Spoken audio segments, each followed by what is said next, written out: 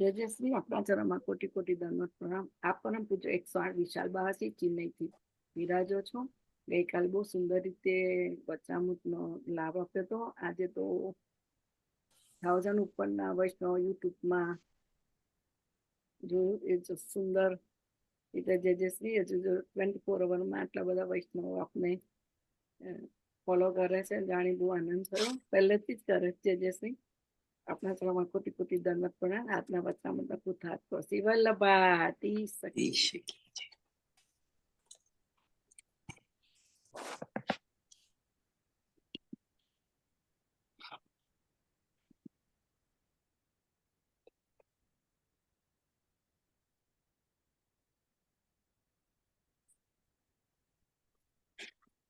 श्री कृष्णाय नमः।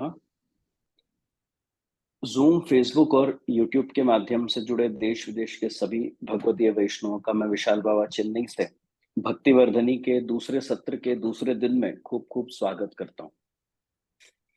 भक्तिवर्धनी का आरंभ करते हुए श्री महाप्रभु जी आज्ञा करते हैं कि यथा भक्ति प्रवृद्धा स्यात् तथोपायो निरूप्यते, बीज भावे दृढ़े तो स्यात् त्यागात् श्रवण कीर्तनात्।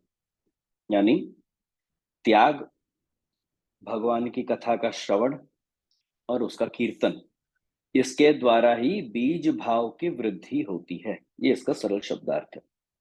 तो यहां सबसे पहला प्रश्न ये उत्पन्न होगा कि बीज भाव यानी क्या? बीज किसे कहते हैं? अगर आप कोई भी शब्दकोश, कोई भी डिक्शनरी उठाकर देखो तो बीज के आपको अमुक अर्थ मिलेंगे। बीज का एक अर्थ है अनाज का दाना, गुठली जिसको अपन बोलते हैं, वो बीज है।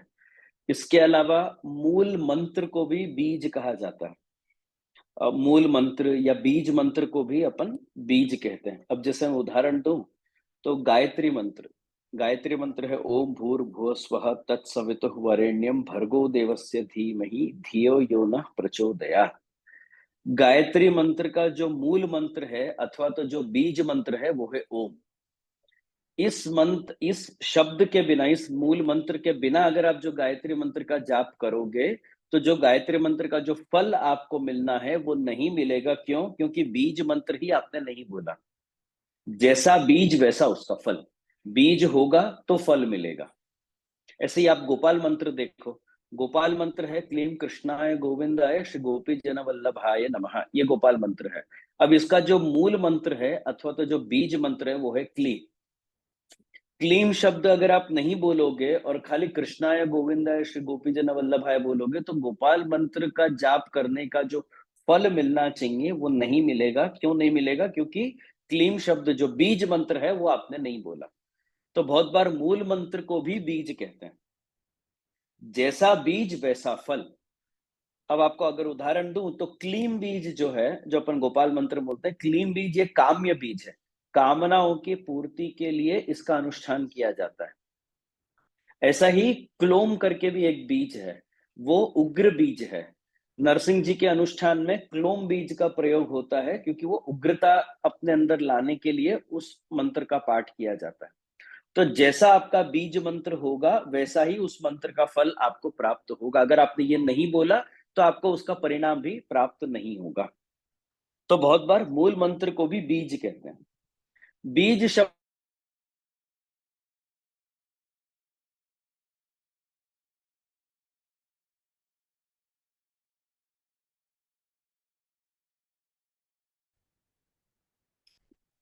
आप जिस भी हेतु से आप कोई भी आप मंत्र जाप करो, कोई पाठ करो या कुछ भी करो, हर एक उसके मूल में जो विषय है वो आधार है और मूल में रहे हुए विषय को भी बीज कहते हैं।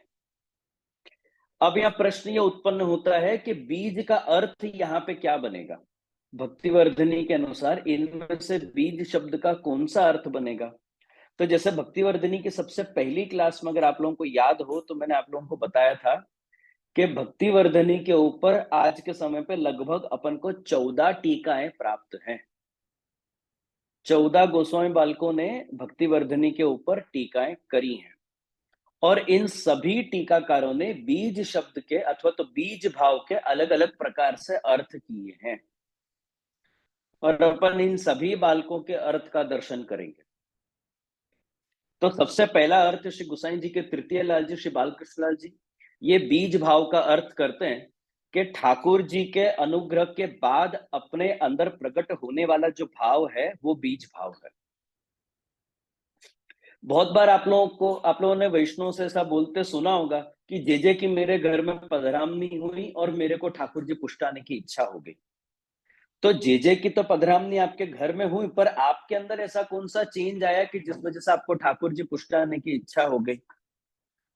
तो यानी कुछ तो विशेष भाव आपके अंदर उत्पन्न हुआ जिस वजह से आपको ठाकुर जी पुष्टाने की इच्छा हो गई। तो वो जो विशेष भाव आपके अंदर उत्पन्न हुआ वो बीज भाव है।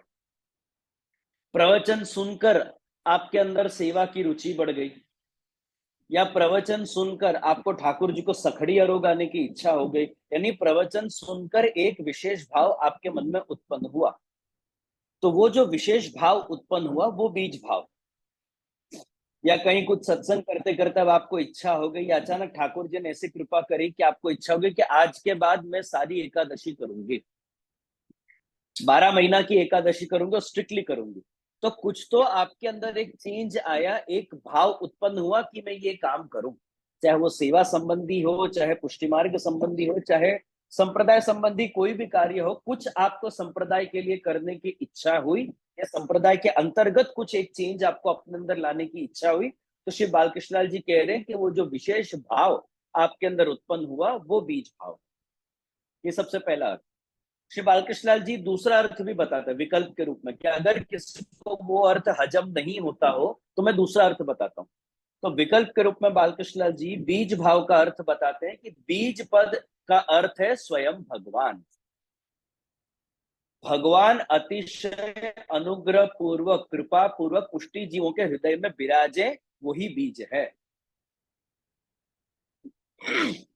आपकी पुष्टि मार्ग में प्रवेश करने की इच्छा, ठाकुर जी की सेवा करने की इच्छा, जूम पे लगातार 4 साल से आप लोग ये सत्संग कर रहे हो तो ये सत्संग कंटिन्यू करते रहने की इच्छा, ये सारी इच्छाएं जो आपको हो रही हैं, ये किसके कारण से हो रही है?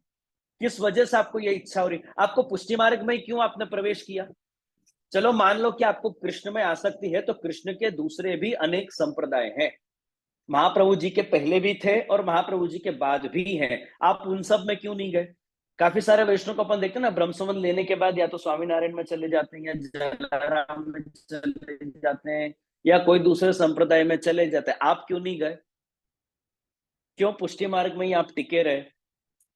ऐसे ही सेवा करने की आपको इच्छा हुई, आपने मिश्री भोग से चालू करी, मिश्री भोग से आप नागरी में गए, नागरी से अनसखड़ी में गए, अनसखड़ी से आज सखड़ी तक आप पहुंचे। क्यों ये चेंज किया आपने, या किसके कारण ये चेंज आपके अंदर आया? तो बालकृष्णलाल जी आज्ञा करते हैं कि वो कारण स्वयं भगवान, भगवान ही जब बीज के रूप में आपके अंतःकरण में अथवा तो आपके हृदय में विराजमान होते हैं, तब आप ये सारे कार्य करने के लिए प्रवृत्त होते हो। ये सारी प्रकार की इच्छाएं जो आपके अंदर उत्पन्न हुई, ये तभी संभव है जब आपके अंदर ठाकुर जी विद्यमान हो। स्वयं भगवान जब बीज रूप में आपके अंदर विराजमान होते हैं, तभी आपके द्वारा ये सारी प्रवृत्तियां संभव होगी। तो बीज अर्थात स्वयं भगवान, जो ठाकुर जी आपके अंदर विराजमान नहीं होंगे ना, तो इनमें से कोई इच्छा आपकी नहीं होगी। ना आपको पुष्टि मार्ग में आने की इच्छा होगी, चलो भूल चूक से आप आ भी गए तो उसमें टिके रहने की आपकी इच्छा नहीं होगी, पुष्टि मार्ग के सिद्धांतों का आचरण करने में आपकी इच्छा नहीं होगी, सेवा करने की आपकी इच्छा नहीं होगी, सत्संग करने की इच्छा नहीं होगी, पाठ करने की इच्छा नहीं, पुष्टि मार्ग के संबंधित कोई इच्छा आपको उत्पन्न नहीं होगी। पर अगर आपको पुष्टि मार्ग में कुछ करने की अगर आपकी इच्छा है, तो उसके कारण स्वयं भगवान है। तो भगवान ही बीज रूप में जब आपके अपने अंदर विराजमान होते हैं, तब आपको ये सारी इच्छाएं उत्पन्न होती है। अब श्री गुसाइन जी के चतुर्थ लाल जी श्री गोकुलनाथ जी बीज शब्द का अर्थ करते हैं, और थोड़ा ध्यान से समझना। तो श्री गोकुलनाथ जी अर्थ करते हैं कि अपने महाप्रभु जी द्वारा प्रवर्तित जो शुद्ध पुष्टि मार्ग है, उसकी रीत के अनुसार जब आप भगवान को निवेदन करते हो, और आपका निवेदन जब भगवान स्वीकारते हैं, वो बीज भाव। अपने महाप्रभु जी द्वारा प्रवर्तित जो शुद्ध पुष्टि मार्ग है, उस मार्ग में जो महाप्रभु जी ने निवेदन का प्रकार बताया है, उस प्रकार के अनुसार जब आप निवेदन करते हो और उस निवेदन को जब भगवान स्वीकारते हैं, तो वो बीज भाव है। तो यह मुख्य 2-3 पॉइंट्स बताए गोकुलनाथ जी ने। सबसे पहले तो अपने महाप्रभु जी, आपको महाप्रभु जी के लिए ये अपनत्व होना ही चाहिए, आपको ये भाव उत्पन्न होना ही चाहिए कि महाप्रभु जी महाराज है, हमारा गुरु श्री महाप्रभु जी है। अब इसको आप अहंकार बोलो, अभिमान बोलो, जो भी बोलो, ये अलौकिक अभिमान तो अपने को होना ही चाहिए कि हमारे गुरु स्वयं श्री महाप्रभु जी है। हर एक पुष्टि जीव में ये भाव दृढ़ होना ही चाहिए। मैंने आप लोगों को शायद पहले भी एक उदाहरण दिया है कि मैं बहुत बार वैष्णव से मिलता हूँ, उनसे पूछता हूँ, करता हूँ, तो सब वैष्णव क्या जवाब देते हैं? हम फलाने घर के सेवक हैं, हम फलाने जेजे के सेवक हैं, हम यहाँ के सेवक हैं, हम वहां के सेवक हैं। मेरे को आज तक एक वैष्णव ऐसा नहीं मिला जो मिलकर मेरे को बोले कि जेजे हम श्री महाप्रभु जी के सेवक हैं। बोला आप लोग सब यहाँ पे घरों के सेवक हो कि महाप्रभु जी के सेवक हो? तो जब तक अपन को महाप्रभु जी के लिए इतनी आत्मीयता नहीं रहेगी कि महाप्रभु जी महाराज है, हमारा गुरु है महाप्रभु जी, तब तक आप उनके मार्ग पे ढंग से चल नहीं पाओगे, उनके सिद्धांतों का आचरण भी आप ढंग से नहीं कर पाओगे।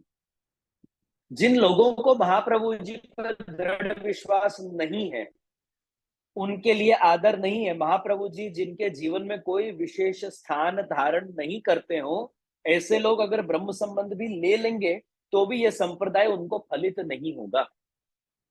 जो अपने संप्रदाय के मूल प्रवर्तक हैं, उनके प्रति अगर जो आपका आदर, श्रद्धा, दृढ़ता, विश्वास, ये सारे भाव आपको उनके अंदर नहीं होंगे, आप इस संप्रदाय में आगे नहीं बढ़ पाओगे। भगवत अंगीकृति के लिए महाप्रभु जी के बताए गए प्रकार से सेवा करना अत्यंत आवश्यक है। और महाप्रभु जी के बताए गए प्रकार से आप सेवा तभी करोगे जब महाप्रभु जी पे आपको दृढ़ विश्वास होगा। तो सबसे पहले महाप्रभु जी अपने हैं, अपने गुरु हैं, और उनके बताए गए प्रकार से जब आप ठाकुर जी की सेवा करोगे, मनमानी रीत से जब आप ठाकुर जी की सेवा नहीं करोगे, तो ऐसी सेवा ठाकुर जी अवश्य स्वीकार करेंगे। इसलिए गोकुलनाथ जी ने यहाँ पे बड़े ही ध्यान से शुद्ध पुष्टि मार्ग शब्द का प्रयोग किया, केवल पुष्टि मार्ग शब्द का प्रयोग नहीं किया। अपने महाप्रभु जी द्वारा प्रवर्तित शुद्ध पुष्टि मार्ग की रीत से। अब शुद्ध पुष्टि मार्ग और सादा पुष्टि मार्ग में क्या फर्क है? सादा पुष्टि मार्ग में ना बहुत बार महाप्रभु जी की रीत के साथ साथ अपन अपनी रीत भी घुसा लेते हैं और फिर अपन उसको प्रीत का नाम दे देते हैं कि ना ना जी ये तो रीत है पर ये तो प्रीत है करके, प्रीत के नाम पे अपन सारे घोटालाएं करते हैं। तो जब आप महाप्रभु जी के बताए गए प्रकार के साथ साथ खुद का मन माना आप जब बीच में घुसाते हो ना, तब वो शुद्ध पुष्टि मार्ग नहीं रहता, वो सादा पुष्टि मार्ग बन के रह जाएगा। और ठाकुर जी अपना किया हुआ अंगीकार करें, ऐसी अपने अंदर अभी तक योग्यता नहीं आई है। इसीलिए अपन कानी देते हैं। कानी क्यों देते हैं? अपने हर सेवा में, भोग में अपन क्यों कानी देते हैं? क्योंकि अपना किया हुआ ठाकुर जी अंगीकार करें, अपने अंदर ऐसी योग्यता नहीं है। हाँ, महाप्रभु जी का किया हुआ अगर जो ठाकुर जी अपन करेंगे, उनके बताए गए प्रकार से अपन करेंगे, तो ठाकुर जी जरूर स्वीकार करेंगे। इसलिए शुद्ध पुष्टि मार्ग यानी क्या कि जब आप महाप्रभु जी के बताए गए प्रकार से आप निवेदन करो, जो ब्रह्म संबंध और निवेदन का प्रकार महाप्रभु जी ने बताया, उस प्रकार से जब आप निवेदन करते हो और उस निवेदन को जब भगवान स्वीकारते हैं, तो ये बीज भाव का लक्षण है। इसलिए वैष्णवों को खुद के भाव से सेवा नहीं करनी चाहिए, महाप्रभु जी के बताए गए प्रकार से ही सेवा करनी चाहिए। सेवा कृतिर गुरु आज्ञा, ये आज्ञा इसलिए दी है। तो शुद्ध पुष्टि मार्ग की रीत यही है कि आप महाप्रभु जी की कानी से निवेदन करो, तब ठाकुर जी आपकी सेवा अंगीकार करेंगे। तदीय वस्तु गोविंद तुभ्यमेव समर्पये। ठाकुर जी की सेवा करो तो ये भाव आपके अंदर दृढ़ होना चाहिए कि हे भगवान, ये सभी वस्तु आप ही की है, आप ही ने मेरे को आपकी सेवा के लिए दी है, तो मैं इसको आपको अर्पण कर रहा हूं। ये भाव से सेवा करना, ये महाप्रभु जी का बताया हुआ भाव है। अब तीसरा अर्थ श्री रघुनाथ जी करते हैं, श्री गोसाई जी के पंचम लाल जी श्री रघुनाथ जी। रघुनाथ जी अर्थ करते हैं कि भक्ति के मुख्य दो कारण होते हैं। जब आप भक्ति करते हो ठाकुर जी की, उस भक्ति के मुख्य दो कारण होते हैं, एक साधारण कारण और एक असाधारण कारण। साधारण कारण से सेवा करना यानी कि अच्छा चलो, अगर मैं जनरली आप लोगों को ग्रुप पे एक प्रश्न पूछूं कि भाई आप लोग ठाकुर जी की सेवा क्यों करते हो, तो आप लोगों में से ज्यादातर वैष्णव क्या जवाब देंगे? महाप्रभु जी की आज्ञा इसलिए। हम ठाकुर जी की सेवा क्यों करते हैं? महाप्रभु जी की आज्ञा है इसलिए। वैष्णव का धर्म है इसलिए। जो आज्ञा नहीं होती तो आप सेवा करते? जो वैष्णव का धर्म नहीं होता तो आप सेवा करते? ये भक्ति का साधारण कारण है कि भाई आ तो महाप्रभुजी કહ્યું છે એટલે અમે કરીએ છીએ, जो महाप्रभुजी नहीं कहते तो हमें सेवा नहीं करते।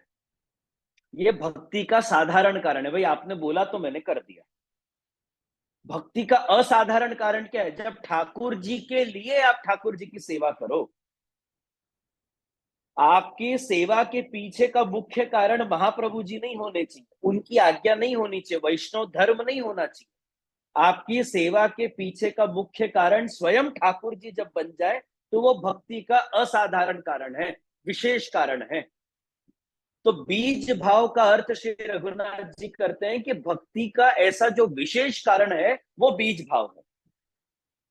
ठाकुर जी के लिए ठाकुर जी की सेवा करना और कोई कारण से ठाकुर जी की सेवा नहीं करना, बस ठाकुर जी के लिए ठाकुर जी की सेवा करना, ये भक्ति का विशेष कारण है। और इस विशेष कारण को ही रघुनाथ जी यहाँ पे बीज भाव कह रहे हैं। मैं एक उदाहरण देता हूं आप लोगों को। ज्यादातर वैष्णव लोग LA में रहते हो, ग्रुप पे ज्यादातर वैष्णव LA के हैं। LA में हवेली है, LA में हवेली होगी। अब आप लोग रोज हवेली जाते हो कि उत्सव पे जाते हो? या दो टाइप के वैष्णव होंगे, चलो मैं ऐसे बोल देता हूँ, जनरली दो टाइप के वैष्णव होते हैं। एक जो नित्य हवेली जाएंगे, चाहे दूर हो चाहे पास हो चाहे कुछ भी हो, कोई कोई वैष्णव का नियम होगा कि हम रोज हवेली जाएंगे।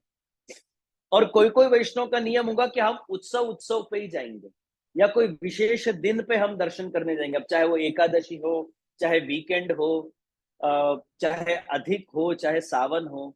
चलो LA का छोड़ दो, मैं इंडिया की बात बता देता हूँ। वहां पे शायद आप लोगों को दूर पड़ता होगा, प्रैक्टिकली पॉसिबल नहीं होगा। मैं इंडिया की आपको बात बता देता हूँ।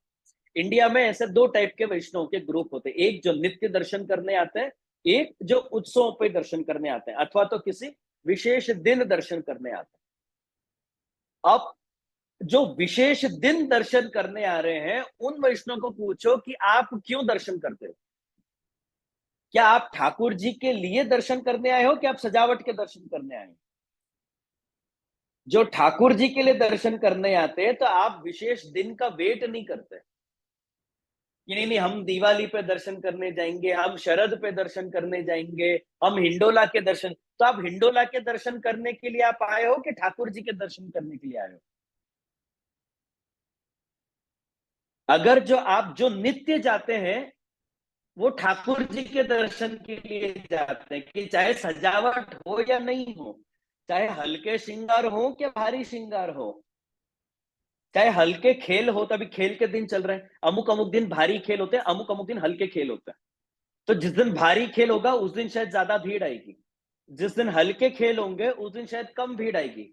तो खेल के ऊपर अगर आपका फोकस है तो आप भारी दिनों में ही जाओगे, लेकिन अगर ठाकुर जी पे आपका फोकस है तो आप राह नहीं देखोगे कि मैं इस दिन जाऊं और इस दिन नहीं जाऊं। इंटरनेट बंद।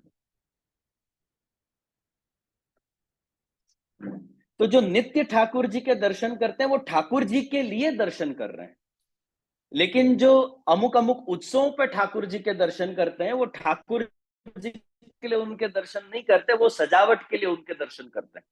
तो नित्य दर्शन करने वाले वैष्णव ये भक्ति का असाधारण कारण है, और जो उत्सवों पे जाके खाली ठाकुर जी का दर्शन करते हैं ये भक्ति का साधारण कारण है।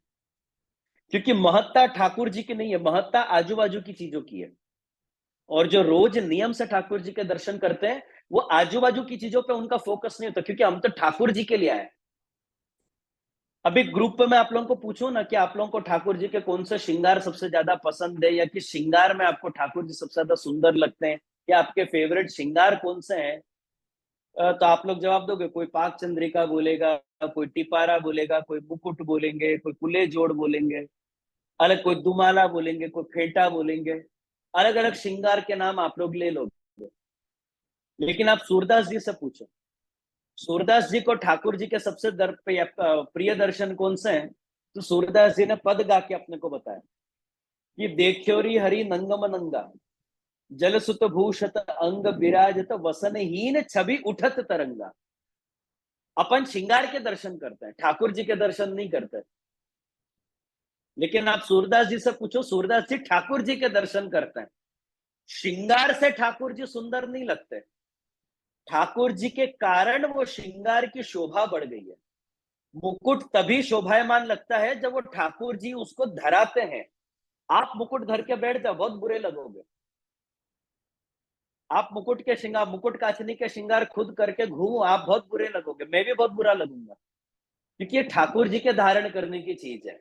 ठाकुर जी जब इसको धारण करेंगे ना, तो मुकुट हो, काचनी हो, चाकदार हो, घेरदार हो, इन सब की शोभा बढ़ जाती है।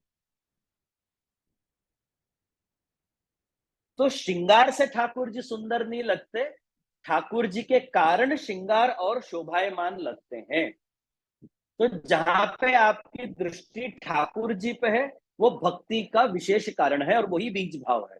जहां आजू बाजू पे आपकी दृष्टि है, तो वो बीज भाव, उसको रघुनाथ जी बीज भाव तरीके नहीं स्वीकारते हैं। तो जहां ठाकुर जी या उनकी सेवा या उनकी भक्ति आपका मुख्य हेतु है, वही बीज भाव है।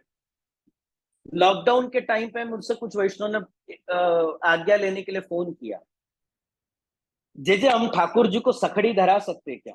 वैसे वो मिश्री भोग की सेवा करते हैं जनरली, और ऐसे बहुत से वैष्णव के फोन आए। मैं बोला देखो, आप धराने को तो आप धरा सकते हो, पर एकदम अचानक आपको अभी लॉकडाउन में क्यों ये भाव उत्पन्न हुआ आप सखड़ी धराने का। नहीं जे वो हम लोग थोड़े फ्री बैठे हैं ना, मतलब लॉकडाउन में आप लोग खाली हो इसलिए वो आपको सखड़ी धरानी है। बिजी होते तो आप ये प्रश्न पूछते, अगर कोरोना नहीं आया होता, अगर लॉकडाउन नहीं हुआ होता, आप ये प्रश्न पूछते। और कितने ही ऐसे वैष्णव है मेरे से, तो जिनने पूछा मैंने उनको हाँ ही बोला है, मैंने किसी को मना नहीं किया। लेकिन उनमें से कितने ऐसे वैष्णव हैं कि जैसे ही लॉकडाउन खत्म हुआ, ठाकुर जी उनके ऑफिस मिश्री भोग में आ गए। और कुछ ऐसे कृपा पात्र भी हैं कि लॉकडाउन भले खत्म हो गया हो, लेकिन जो लॉकडाउन के निमित्त उन्होंने सखड़ी चालू करी, आज भी चालू है।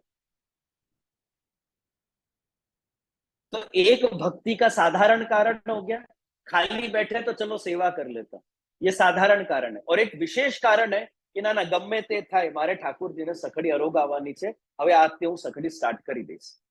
ये भक्ति का विशेष कारण है, और ये विशेष कारण को ही रघुनाथ जी यहाँ पे बीज भाव कहते हैं।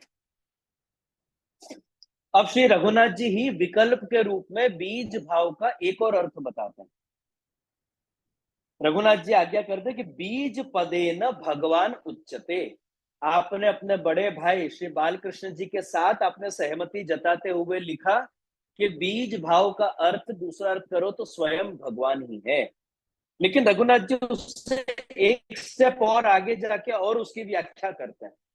रघुनाथ जी लिखते हैं कि ऐसे बीज रूपी भगवान में अपनी व्यवसायत्मिका बुद्धि होनी चाहिए। व्यवसायत्मिका बुद्धि यानी दृढ़ संकल्प वाली बुद्धि, निश्चयात्मक बुद्धि। जहां पे आपके बुद्धि में ये बात दृढ़ हो जाए कि भगवान श्री कृष्ण के सिवाय मेरा और कोई आधार नहीं है और कोई आश्रय करने योग्य नहीं है, ये निश्चय जब आप अपनी बुद्धि में कर लेते हो, ये व्यवसायत्मिका बुद्धि है। जहां बुद्धि में जहां बुद्धि में सिर्फ और सिर्फ ठाकुर जी का ही आश्रय हो, अब चाहे आपको सेवा करना आता हो या नहीं आता हो, आपके अंदर भक्ति का कोई और कारण हो या नहीं हो, साधारण कारण हो या नहीं हो, लेकिन अगर एक बात आपके बुद्धि में दृढ़ है कि आश्रय करना है तो सिर्फ पुष्टि पुरुषोत्तम भगवान श्री कृष्ण का करना है, अगर ये भाव भी अगर आपके अंदर है, बाकी भले आपको कुछ नहीं आता है, ना सेवा आती है, ना श्रृंगार आते हैं, ना पाठ आते हैं, ना सत्संग करते हो, ना कुछ करते हो, कुछ नहीं करते आप, सिर्फ एक भाव आपके अंदर दृढ़ है कि आश्रय करना है तो केवल भगवान श्री कृष्ण का करना है, ये दृढ़ संकल्प वाली बुद्धि। अगर जो आपकी ऐसी बुद्धि भी है तो वो भी बीज भाव है, उसको भी रघुनाथ जी बीज भाव तरीके ही गिनते हैं। जरूरी नहीं कि हर वैष्णव की आसक्ति सेवा में हो, हर वैष्णव श्रृंगार में रुचि रखते हो, हर वैष्णव पाठ करते हो, हर वैष्णव सत्संग करते हो, कीर्तन करते हो, जरूरी नहीं है। सब अपने अपने अधिकार अनुसार कुछ ना कुछ करेंगे। और काफी सारे ऐसे वैष्णव हैं जो इनमें से कुछ नहीं करते, पर खाली उनको इतना मालूम है कि मेरे को अन्याश्रय तो नहीं करना है, अगर मेरे को आश्रय करना है तो कृष्ण का करना है, कृष्ण सिवाय और कोई देवी देवता आश्रय करने योग्य नहीं है। ये भाव जब आपके अंदर दृढ़ हो जाता है, इसको भी रघुनाथ जी बीज भाव कहते हैं। आप अगर ये विचार करो, वैसे तो शिव जी की उपासना करके भी अपन को सब कुछ मिल सकता है, लेकिन वैष्णव तरीके ये अन्याश्रय, इसलिए ये मैं नहीं करूंगा। ये भाव भी अगर आपके अंदर आ गया ना, तो ये निश्चयात्मक बुद्धि नहीं है, क्योंकि आपके बुद्धि में कहीं ना कहीं ये बात फिट हो गई है कि भाई वैसे तो शिव जी भी सबको दे सकते हैं, वो तो मैं नहीं देता, मैं जाता नहीं हूं उनके पास, बाकी देने को तो वो भी दे दे, ये बात आपकी बुद्धि में है अभी भी। और कभी किसी कमजोर परिस्थिति में ठाकुर जी ने आपकी परीक्षा ले ली, तो आप जरूर उस बाजू चले जाओगे, अन्याश्रय कर जाओगे, क्योंकि समवेयर डाउन द लाइन आपके बुद्धि में सबकॉन्शियसली ये बात आपको पता है कि शिव जी की उपासना करके भी ये सब कुछ मिल सकता है, देवी की उपासना करके भी ये सब मिल सकता है। तो ऐसी बुद्धि को निश्चयात्मक बुद्धि नहीं बोलेंगे। अन्य देव को जानू न मानू, अपने पद साहित्य में एक लाइन आती है, और जो न शब्द है वो दिल्ली दीपन न्याय के अनुसार उसका अर्थ करना पड़ेगा। न शब्द दोनों बाजू लगेगा, ना जानू और न मानू, मैं अन्य किसी देव को ना जानता हूं ना मैं किसी को मानता हूं, मैं मेरे ठाकुर जी को छोड़ के ना मैं किसी को जानता हूं ना मैं किसी को मानता हूं। मेरे लिए अगर कोई आधार है, आप लोग गाते ही हो ना, मेरो तो आधार श्री वल्लभ के चरणारविंद, ठाकुर जी सिवाय आपका कोई आधार नहीं होना, ये बीज भाव का लक्षण है। अब चौथा, श्री कल्याण राय जी। कल्याण राय जी यानी यहाँ पे श्री हरिराय जी के पिताजी, श्री गोविंद राय जी के लाल जी। श्री कल्याण राय जी अपनी टीका में बीज भाव का अर्थ करते हैं, बीज रूपो भाव अल्प स्नेह, यानी बीज भाव का अर्थ आप श्री करते हो कि अल्प स्नेह होना, छोटी सी मात्रा में भी अगर जो आपको ठाकुर जी पसंद है तो वो बीज भाव है। थोड़े से अंश में ही कम से कम आटला तो गंबा જોઈએ हो ठाकुर जी तमने, ઠાકુરજીમાં આટલો સ્નેહ તો જોઈએ જ તમને, આટલો અલ્પ સ્નેહ તો જોઈએ જ, જો એટલો પણ સ્નેહ હોય ને તમારી અંદર ઠાકુરજી માટે, તો શ્રી કલ્યાણરાયજી કહે છે કે આ જ બીજ ભાવ છે। અને હવે આ બીજ ધીમે ધીમે આગળ પ્રેમ, આસક્તિ, વ્યસન અને માનસી સુધી ધીમે ધીમે પહોંચશે। ये अल्प स्नेह जो आपके अंदर है, ये बीज भाव है। और यही बात नारद जी अपन को नारद भक्ति सूत्र में भी समझाते हैं कि गुण रहितम कामना रहितम प्रतिक्षण वर्धमानम। भक्ति कैसी होनी चाहिए, तो प्रतिक्षण बढ़ती रहनी चाहिए, एक सेकंड से दूसरे सेकंड में भक्ति बढ़ी हुई होनी चाहिए। अब भक्ति बढ़ेगी कब, जब आपके अंदर इतना सा अल्प मात्रा में अगर जो भक्ति होगी तो बढ़ेगी, जो होगी ही नहीं तो बढ़ेगी कैसे। तो आपके अंदर अगर अल्प प्रेम भी है ठाकुर जी के लिए, इतने से ही अंश में अगर जो आपको ठाकुर जी या पुष्टि मार्ग प्रिय है, तो कल्याण राय जी कह रहे हैं कि यही बीज भाव है, इसी को धीरे धीरे आपको बढ़ाना है। भक्तिवर्धनी के साधनों के द्वारा इसी अल्प स्नेह को धीरे धीरे धीरे धीरे करके पोषण करते करते आपको इसको व्यसन तक लेकर जाना है। श्री महाप्रभु जी भ्रमर गीत की सुबोधनी जी में आज्ञा करते, गोपियों की प्रेम की दशा को समझाते हुए श्री महाप्रभु जी भ्रमर गीत की सुबोधनी में लिखते हैं, उत्तरो उत्तरम वृद्धिम आरब्धे। गोपियों ने ठाकुर जी के लिए जो प्रेम प्रकट किया या उनके अंदर जो प्रेम प्रकट हुआ, वो समय के साथ धीरे धीरे करते करते बढ़ता ही गया। गोकुल में जब गोपियों ने ठाकुर जी के दर्शन किए, पलना में झूलते, नंद महोत्सव से लेकर रास पंचाध्यायी तक में गोपियों का प्रेम ठाकुर जी में इतना बढ़ गया, इतना बढ़ गया, इतने गुना बढ़ गया, कितना बढ़ेगा और कब तक बढ़ेगा, महाप्रभु जी कहते हैं इसकी कोई सीमा नहीं है, कोई लिमिट नहीं है कि कब तक बढ़ता रहेगा, बस बढ़ता ही रहेगा, धीरे धीरे धीरे धीरे करके बढ़ता ही रहेगा। कब तक बढ़ेगा और कितना बढ़ेगा कोई नहीं कह सकता। तो जो अल्प स्नेह धीरे धीरे आपको व्यसन तक लेकर जाए, मानसिक तक लेकर जाए, इसी अल्प स्नेह को श्री कल्याण राय जी बीज भाव कह रहे हैं। अब पांचवा अर्थ श्री हरिराय जी करते हैं। श्री हरिराय जी अर्थ करते हैं कि बीज भाव अर्थात एक ऐसा प्राथमिक भाव, बेसिक एक ऐसा भाव कि जिसके द्वारा आप सेवा का प्रवर्तन करते हो, सेवा आरंभ करते हो। बीज भाव यानी एक ऐसा भाव कि जिसके नहीं होने पर आप ठाकुर जी की सेवा प्रारंभ नहीं करोगे, आपको ठाकुर जी की सेवा प्रारंभ करने की इच्छा नहीं होगी। आज आप लोगों को सबको ठाकुर जी की सेवा करने की जो इच्छा हुई वो क्यों हुई? कुछ तो आपके अंदर एक भाव उत्पन्न हुआ होगा ना कि नहीं चलो भले ही मिश्री भोग की सही पर मैं ठाकुर जी की सेवा करूं। क्यों सेवा करूं?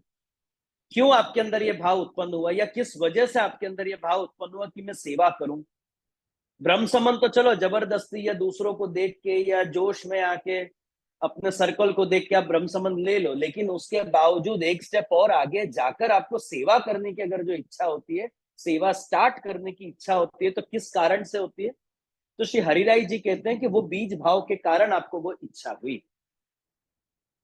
अगर जो आपके अंदर वो बीज भाव नहीं होता तो शायद आपको सेवा आरंभ करने की इच्छा नहीं होती। ब्रह्म संबंध तो ले लेते, देखा देखी में ले लेते, फोमो में, आजकल तो मैंने देखा है लोग फोमो में ब्रह्म संबंध ले लेते हैं, फियर ऑफ मिसिंग आउट। अरे बैठक जी में हम झाड़ी भरने से रह जाएंगे, इसलिए हम एक काम करते, ब्रह्म संबंध हम ले ही लेते हैं। तो जो खाली बैठक जी में झाड़ी भरने के लिए ब्रह्म संबंध लेते हैं, उनके अंदर जरूरी नहीं कि बीज भाव हो।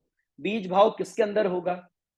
जो सेवा आरंभ करने की इच्छा रखता है और जिसने सेवा आरंभ कर दी है, घर पे ठाकुर जी पधराकर जो उनकी सेवा करता है, वो तभी पॉसिबल है अगर उसके अंदर बीज भाव होगा।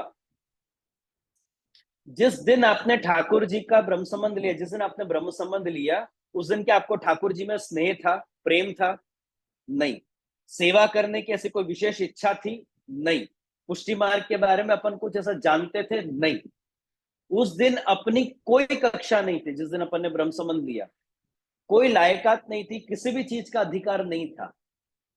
लेकिन उसके बाद चल के आगे बढ़ के जो आपको सेवा पधराने की इच्छा हुई, श्री हरिराय जी कहते हैं कि वो बीज भाव के कारण आपको वो इच्छा हुई। नहीं तो कितने ही ऐसे वैष्णव हैं, ब्रह्म संबंध तो ले लिया है लेकिन जीवन पर्यंत उनने फिर और कुछ नहीं किया, किसी भी प्रकार से सेवा नहीं करी है ठाकुर जी की। इस अर्थ के द्वारा, बीज भाव के इस अर्थ के द्वारा श्री हरिराय जी ने एक बहुत जरूरी प्रश्न का भी उत्तर दे दिया, एक महत्वपूर्ण प्रश्न का भी उत्तर दे दिया कि सेवा स्टार्ट करने का सबसे अच्छा दिन कौन सा है? सेवा स्टार्ट करने का सबसे अच्छा दिन कौन सा है? कौन से दिन अपन को सेवा का आरंभ करना चाहिए? जिस दिन आपके मन में ठाकुर जी पुष्टाने की इच्छा हो जाए, आप उसी दिन से सेवा स्टार्ट कर दो। आपको फिर और कोई उत्सव की राह देखने की जरूरत नहीं, या कोई मुहूर्त देखने की आपको जरूरत नहीं है। जिस दिन आपके मन में इच्छा हुई कि आज अब मेरे को ठाकुर जी पुष्टाने हैं, अब मेरे को उनकी सेवा करनी है, उसी दिन से आप ठाकुर जी की सेवा स्टार्ट कर सकते हो। आपको और किसी चीज के लिए आपको राह देख के बैठने की जरूरत नहीं है। साधनों के कारण आप सेवा से वंचित रह जाओ, ये पुष्टि मार्ग नहीं है। आपके पास ठाकुर जी पुष्टाते समय एक घड़ी ठाकुर जी पुष्टाते समय आपके पास झारी हो या नहीं हो चलेगा, बंटा हो या नहीं हो चलेगा, लेकिन भाव होना बहुत जरूरी है कि मेरे को ठाकुर जी की सेवा करनी है। झारी, बंटा, गादी, तकिया तो पीछे से भी आ जाएंगे, अरेंज हो जाएगा, जुगाड़ हो जाएगा, भाव का जुगाड़ नहीं होगा।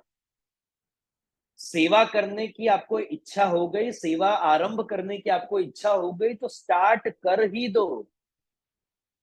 सुबोधनी जी में तो एक जगह पे महाप्रभु जी यहां तक लिखते हैं कि तद्भावे स्वयं वापी मूर्तिम कृत्वा हरो क्वचित परिचर्या सदा कुर्या तत्र तिष्ठेत तत्पर। आपके पास अगर पुष्ट स्वरूप नहीं भी हो, भाई आप लोग फॉर एग्जाम्पल अभी आप लोग विदेश में बैठे हो, आपके पास पुष्ट ठाकुर जी नहीं है, आप लोग राह देख के बैठोगे कि जब कोई जे पधारेंगे, ठाकुर जी पुष्ट करेंगे, तब हम सेवा स्टार्ट करेंगे। तो महाप्रभु जी आज्ञा कर रहे कि आपको तब तक वेट करने की जरूरत नहीं है। आज आपको सेवा आरंभ करने की इच्छा हो गई तो आप सेवा आरंभ कर लो। इस वजह से सेवा करे बिना मत बैठो कि मेरे पास ठाकुर जी अभी तक पुष्ट नहीं है। जब जे पधारेंगे तब आपके ठाकुर जी को पुष्टा लेना, पर तब तक बैठे मत रहो। क्योंकि आज आपके अंदर भाव उत्पन्न हुआ है तो वो स्वयं ठाकुर जी ने उत्पन्न किया कि तू मेरी सेवा स्टार्ट कर दे। आगे की जो फॉर्मेलिटी है वो अपन करते रहेंगे, पर आज तू सेवा स्टार्ट कर दे मेरी। फिर जब कोई जे पधारे तब उनसे पुष्टा लेना, पुष्टाए बिना तो नहीं रहना, लेकिन अगर पुष्टाने के पीछे बैठे भी मत रहो। सेवा करने की तीव्र इच्छा है पर पुष्ट नहीं है करके बैठे भी मत रहो, झारी नहीं है करके बैठे मत रहो, बंटा नहीं है करके बैठे मत रहो, 12 महीना के वस्त्र नहीं है करके बैठे मत रहो, 12 महीना के श्रृंगार नहीं है करके बैठे मत रहो। भले आज आपके पास ठाकुर जी सिवाय और कुछ नहीं हो ना, तब भी चलेगा, एक बार के लिए सेवा स्टार्ट कर दो। फिर जब जो पधारेंगे वो पुष्ट कर देंगे तब आप कर लेना, लेकिन आज तो आप ठाकुर जी की सेवा आरंभ कर दो।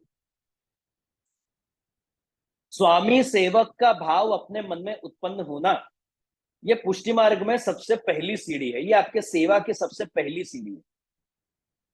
इसलिए तो दयाराम भाई ने गाया है ना, आप स्वामी सदा हूं दास रे। या सदा शब्द दोनों जगह लगेगा, आप सदा मेरे स्वामी और मैं भी सदा आपका दास हूं। ये सेवा के लिए सबसे पहली सीढ़ी है। ये भाव जिस दिन आपके अंदर उत्पन्न हो गया कि आप स्वामी मैं दास, अब मैं आपकी सेवा करूंगा, उस दिन आप ठाकुर जी की सेवा आरंभ कर दो। और ये जो विशेष भाव आपके अंदर उत्पन्न हुआ सेवा आरंभ करने का, कि हरिराई जी आज्ञा करते हैं कि यही बीज भाव है। सेवा आरंभ करने की तीव्र इच्छा, ये बीज भाव का लक्षण है। अब छठा अर्थ श्री गोपेश्वर जी करते, गोपेश्वर जी यानी श्री हरिराय जी के छोटे भाई, जिनके लिए श्री हरिराय जी ने शिक्षा पत्र की रचना करी। अब श्री गोपेश्वर जी यहाँ पे खुद का स्वतंत्र मंतव्य देने की जगह वो अपने पिताजी का अर्थ ही ग्रहण करते हैं, जो अर्थ श्री कल्याण राय जी ने दिया कि बीज रूपो भाव अल्प स्नेह। ठाकुर जी में आपका अल्प स्नेह यही बीज भाव का लक्षण है। तो श्री गोपेश्वर जी भी उसी अर्थ को ग्रहण करते हैं कि भाई मेरे को भी यही अर्थ सम्मत है जो मेरे पिताजी ने बताया, मुझे भी वही अर्थ अच्छा लग रहा है। विकल्प के रूप में गोपेश्वर जी गोकुलनाथ जी वाला अर्थ बता रहे हैं। गोकुलनाथ जी वाला अर्थ कौन सा है कि अपने महाप्रभु जी द्वारा प्रवर्तित शुद्ध पुष्टि मार्ग की रीत के अनुसार ठाकुर जी को निवेदन करना और उस निवेदन को ठाकुर जी स्वीकार करें, ये बीज भाव है। गोकुलनाथ जी ने है ना आपको पूरी प्रोसेस बताई है, पुष्टि मार्ग सेवा समर्पण की ये पूरी प्रोसेस है। क्या सबसे पहला स्टेप क्या है कि सबसे पहले तो महाप्रभु जी अपने हैं, ये भाव अपने अंदर दृढ़ होना चाहिए। ये आत्मीयता ही आपको उनके मार्ग पर, उनके सिद्धांतों पर चलने के लिए आपको बल देगा। महाप्रभु जी के मार्ग पे चलने के परिणाम स्वरूप आप शुद्ध रीत से उनकी सेवा करोगे, ठाकुर जी की सेवा करोगे। और जब आप शुद्ध रीत से ठाकुर जी की सेवा करोगे तो ठाकुर जी आपकी सेवा जरूर अंगीकार करेंगे, जरूर स्वीकार करेंगे। और ये पूरा प्रोसेस किस वजह से पॉसिबल हुआ? बीज भाव के कारण। आपके अंदर बीज भाव है तो आप ये सारे स्टेप कर पाओगे, बीज भाव नहीं है आप इनमें से कुछ नहीं कर पाओगे।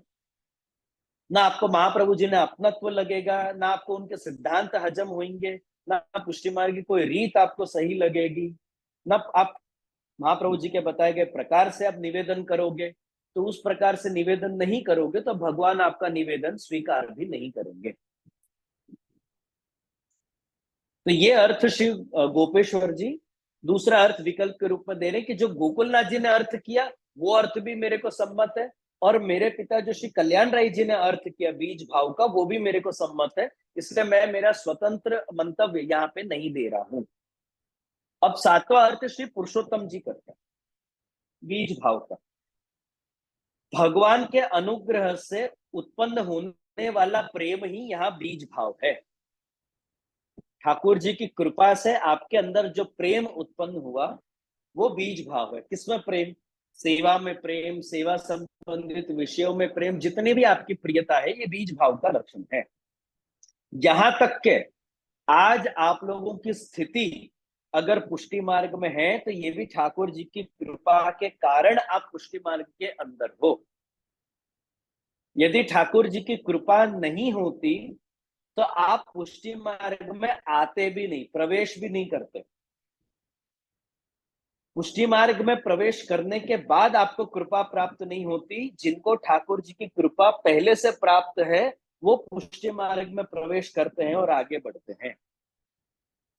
ठाकुर जी ने अपने पर अनुग्रह किया, यही इस बात का लक्षण है कि अपने अंदर बीज रूपी भाव है, बीज भाव अपने अंदर है। अगर जो नहीं होता तो ठाकुर जी अपने पर अनुग्रह नहीं करते।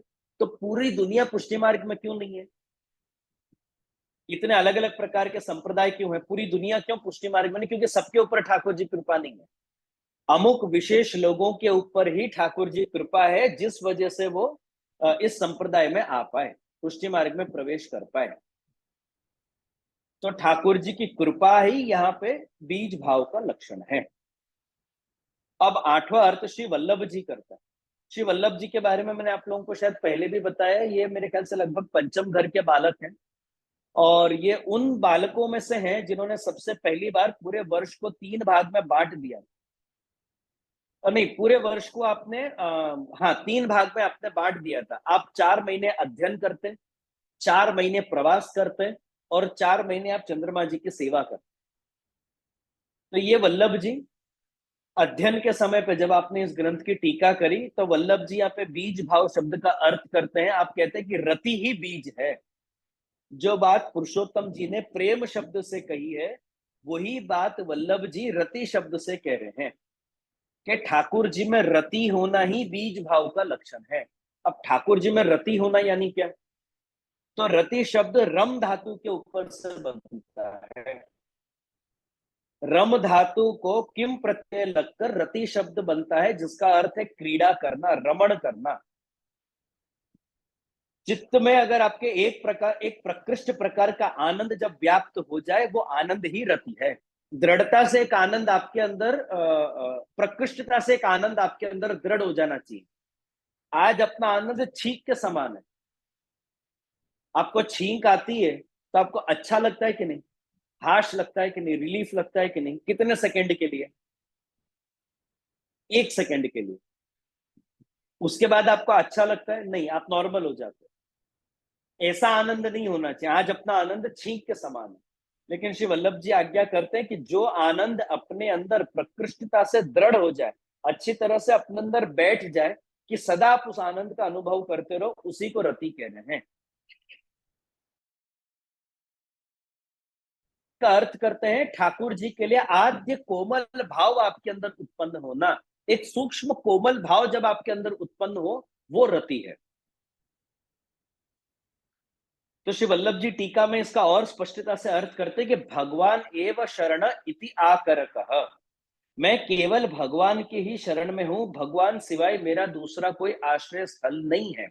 इस प्रकार का भाव जब आपके अंदर दृढ़ हो तो वो रति है। भक्ति करने के 9 प्रकार है। अपन नवदा भक्ति बोलते हैं ना, 9 प्रकार से आप भक्ति कर सकते हैं। उन 9 प्रकार की भक्ति में से आप किसी प्रकार की भक्ति करो या नहीं करो, आपसे ठाकुर जी की सेवा निभती हो या नहीं निभती हो, लेकिन एक भाव अगर आपके अंदर दृढ़ हो कि केवल भगवान श्री कृष्ण ही मेरे आधार हैं, तो ये भाव बीज का लक्षण है। ये भाव आपके अंदर क्यों दृढ़ हुआ? क्योंकि आपके अंदर बीज है। जो अगर आपके अंदर ये बीज भाव नहीं होता तो ये भाव कभी आपके अंदर उत्पन्न नहीं होता कि भगवान श्री कृष्ण ही मेरे आधार हैं, मैं भगवान श्री कृष्ण के ही आश्रय में हूं। अब नवा अर्थ करते हैं श्री लालू भट्ट जी। श्री लालू भट्ट जी आज्ञा करते हैं कि महाप्रभु जी ने इस ग्रंथ में भक्ति की वृद्धि के उपाय बताए। तो बीज भाव का अर्थ भक्ति बनेगा, क्योंकि भक्ति होगी तो आप उसको बढ़ा पाओगे, भक्ति ही नहीं होगी तो आप बढ़ाओगे कैसे? ठाकुर जी की भक्ति करने की जो आपके अंदर इच्छा है वही बीज का लक्षण है, और इसी बीज को दृढ़ करने के उपाय महाप्रभु जी ने इस ग्रंथ में बताए। तो लालू भट्ट जी आज्ञा करते कि इससे एक बात नक्की है कि जिन जिन लोगों में पुष्टि भाव है, ये भाव उनके जन्म से भी पूर्व उनके अंदर स्थापित है। जन्म होने के बाद ये भाव आपके अंदर स्थापित नहीं हुआ, आपका जन्म होने से पहले ही आपके अंदर ये भाव स्थापित था। इस भाव के साथ आपका जन्म हुआ है, बीज भाव के साथ ही आपका जन्म हुआ है। इसलिए महाप्रभु जी ने भक्ति की वृद्धि के उपाय बताए हैं। कहीं पे भी भक्ति को स्थापित करने के या उत्पत्ति कि ऐसा करने से आपके अंदर बीज उत्पन्न हो जाएगा, ऐसे कोई उपाय महाप्रभु जी ने नहीं बताए। भक्ति की वृद्धि के ही उपाय आपको हर जगह पे प्राप्त है। क्यों? क्योंकि ये भक्ति आपके अंदर पहले से ही व्याप्त है। ठाकुर जी ने भूतल पे आपको भेजने से पहले ही ये बीज डालकर आपको भूतल पे भेजा है, क्योंकि जिसकी सत्ता होगी वो बढ़ेगा, जिसकी सत्ता नहीं होगी वो बढ़ भी नहीं सकता। अभी आप लोग ज्यादातर ग्रुप में मेरे को लेडीज दिखाई दे रहे हो। अब मैं आप लेडीज को बोलूं, आप लेडीजों को मैं इकट्ठा करके प्रवचन में आप लेडीजों को बोलूं कि अब मैं आप सब वैष्णवों को दाढ़ी उगाने के उपाय बताता हूं, तो आप वैष्णव को सबसे पहले यही प्रश्न होगा कि जे हमको दाढ़ी का सवाल ही नहीं उठता, तो आप हमको उगाने के उपाय क्यों बता रहे हो? जिसको दाढ़ी उगेगी उसको आप उपाय बताओ ना। जिसकी संभावना ही नहीं है कि दाढ़ी उग सके, उसको आप दाढ़ी उगाने के उपाय बताओ, कोई सेंस नहीं बनता। ठीक इसी प्रकार से महाप्रभु जी भक्ति की उत्पत्ति के प्रकार किसको बताएंगे? जिसके अंदर ऑलरेडी भक्ति है, जिसके अंदर ऑलरेडी बीज भाव है, उसी को महाप्रभु जी ये बता रहे। महाप्रभु जी जनरल पब्लिक को ये बात नहीं बता रहे, पुष्टि भक्तों को ये बात बता रहे। क्यों? क्योंकि महाप्रभु जी जानते हैं और महाप्रभु जी मानते हैं ये बात कि बीज भाव आपके अंदर से पहले से ही स्थापित है, जन्म से पूर्व ही ये बीज आपके अंदर स्थापित है। उसी का पोषण करने की जरूरत है, उसको स्थापने की जरूरत नहीं है। ऑलरेडी वो बीज आप लेकर आए हो, तो उसका पोषण करने के उपाय महाप्रभु जी ने इस ग्रंथ में बताए हैं। तो आज भक्ति के नाम पर आप ठाकुर जी या पुष्टि मार्ग संबंधित आप जो कुछ भी करते हो, वो आप इसलिए कर पा रहे हो क्योंकि ठाकुर जी ने वो भाव आपका पहले से ही विद्यमान है, और उसी को श्री लालू भट्ट जी यहाँ पे बीज भाव कह रहे हैं। एक सरल उदाहरण देता हूं। आज के समय भी ऐसे बहुत से वैष्णव हैं जो सेवा नहीं करते, सत्संग नहीं करते, पाठ नहीं करते, कोई अध्ययन नहीं करते, कुछ पढ़ते नहीं है, कुछ नहीं करते, लेकिन दूसरे वैष्णवों के लिए वो श्रृंगार सिद्ध करते हैं। पाग सिद्ध करेंगे, कुल्हे सिद्ध करेंगे, फेंटा, दुमाला, वस्त्र, श्रृंगार, माला जी, गादी की माला, फूल की माला, छड़ी, छोगा, गेंद, कितनी बार आपको रंग बना के देते। काफी सारे ऐसे वैष्णव हैं जो घर पे ऑर्गेनिकली रंग बनाते हैं, खेल के दिन चल रहे हैं, ये सारी चीजें वैष्णव को, दूसरे वैष्णव को प्राप्त कराते हैं। तो लालू भट्ट जी आज्ञा कर रहे हैं कि इसके पहले जो 9 प्रकार आप देख गए हो बीज भाव के, इनमें अगर आप फिट नहीं भी बैठते हो और ये अगर आप करते हो, तब भी आपके अंदर बीज भाव है। वरना जो वैष्णव सेवा नहीं कर रहा, जो वैष्णव पाठ नहीं कर रहा, जो वैष्णव सत्संग नहीं कर रहा, उसको तो ये डाउट आ जाएगा खुद के ऊपर कि मेरे अंदर बीज है कि नहीं है। तो लालू भट्ट जी ऐसे वैष्णव को भी यहाँ पे दायरे के अंदर ले रहे और बोल रहे कि अगर आप पुष्टि मार्ग से जुड़े हुए हो, किसी न किसी प्रकार से आप भक्ति कर रहे हो, चाहे आप अन्य वैष्णवों की ही सहायता कर रहे हो। कितने ऐसे वैष्णव हैं जो अन्य वैष्णव को केवल सामग्री बना के देते हैं, बोलते हैं हम सेवा नहीं कर सकते, हम सेवा नहीं पहुंच सकते, पर हम तुम्हारी मदद कर सकते। तो दूसरे वैष्णवों की मदद करना, चाहे श्रृंगार के माध्यम से हो, श्रीमस्तक के श्रृंगार के माध्यम से हो, श्रीअंग के श्रृंगार, फूल, कितने ऐसे वैष्णव हैं जो खाली फूल घर की सेवा करते हैं और कुछ नहीं करते। ना पढ़ेंगे ना पढ़ाएंगे, ना बहुत ज्यादा प्रवचन में बैठते हैं, ना घर पे ठाकुर जी की कोई ऐसी सेवा करते हैं, पर फूलघर की सेवा बहुत सुंदर करते हैं। अलग अलग प्रकार के माला जी सिद्ध करेंगे, अलग अलग प्रकार से फूल मंडलियां करेंगे, अलग अलग प्रकार से छड़ी की सेवा करेंगे। तो ऐसे वैष्णव को डाउट होगा कि फिर हमारे अंदर बीज है कि नहीं है, तो लालू भट्ट जी कह रहे हैं कि नहीं, आपके अंदर भी वो बीज है, क्योंकि आप भक्ति तो कर ही रहे हो। भले ट्रेडिशनल तरीके से आप भक्ति नहीं कर रहे हो, जो अब तक टीकाकार उनसे पहले बता गए उस प्रकार से आप भक्ति नहीं कर रहे हो, परंतु आप किसी ना किसी प्रकार से आप पुष्टि मार्ग से जुड़े हुए हो। तो आप अगर पुष्टि मार्ग से जुड़े हो तो नक्की बात है कि आपके अंदर भी बीज है। अगर जो आपके अंदर बीज भाव नहीं होता तो आप पुष्टि मार्ग से जुड़े हुए नहीं रहते। बिना सेवा के, बिना श्रृंगार के, बिना पाठ के, बिना सत्संग के भी अगर आप पुष्टि मार्ग से जुड़े हुए हो, पुष्टि मार्ग को आपने पकड़ के रखा है, तो बीज भाव के कारण ही पकड़ के रखा है। उसी को लालू भट्ट जी यहाँ पे भक्ति कहते हैं, और उसी भक्ति को लालू भट्ट जी बीज भाव कह रहे हैं। अब 10वां अर्थ, श्री वल्लभ जी के लाल जी श्री बालकृष्ण जी, ये बीज भाव का अर्थ करते हैं भगवान की इच्छा से जो जीव भगवान को प्राप्त करने योग्य है, ये बीज भाव का लक्षण है। अब भगवान को कौन प्राप्त कर सकता है? जिसके ऊपर भगवान की नजर है वो भगवान को प्राप्त कर सकता है। जिसके ऊपर भगवान की नजर नहीं है वो भगवान को प्राप्त नहीं कर सकता। बड़े से बड़ा भक्त आप खुद को डिक्लेयर कर दो, लेकिन अगर भगवान की उस जीव के ऊपर दृष्टि नहीं है, कृपा दृष्टि नहीं है, वो जीव ठाकुर जी को प्राप्त नहीं कर सकता। आप लोग नाथद्वारा जाओ श्रीनाथ जी के दर्शन करने, आप लोगों ने भीड़ भड़के में दर्शन किए कि खाली दिनों में दर्शन किए? भीड़ में किए, धक्का मुक्की में दर्शन? अब क्या गारंटी है कि इतनी ज्यादा पब्लिक में आपने तो श्रीनाथ जी को देखा, पर क्या श्रीनाथ जी ने आपको देखा? क्या गारंटी है कि श्रीनाथ जी ने आपको देखा कि नहीं? अब अपने को तो ऐसा अलग से कोई अनुभव होता नहीं, किसी को हो जाए तो भाई विशेष कृपा है उसके ऊपर। बाकी आप कैसे गारंटी ले सकते हो कि श्रीनाथ जी ने आपको देखा? आपने तो देखा, श्रीनाथ जी के दर्शन किए आपने, श्रीनाथ जी भी तो आपके दर्शन करने चाहिए, उनकी दृष्टि मेरे पे पड़े तो मेरा उद्धार होगा ना। तो यहाँ पे वल्लभ जी के आत्मा श्री बालकृष्ण जी ये यही अपन को यहाँ पे समझा रहे हैं कि जब आप अपनी दृष्टि ठाकुर जी के चरणार विंद पे रखोगे तो ठाकुर जी की दृष्टि आपके ऊपर पड़ेगी ही पड़ेगी। अपन ठाड़े स्वरूप को नेत्र कैसे धराते हैं? सीधे धराते हैं। अपन यहाँ ठाकुर जी को अपन नेत्र सीधे धराते हैं कि नीचे धराते हैं?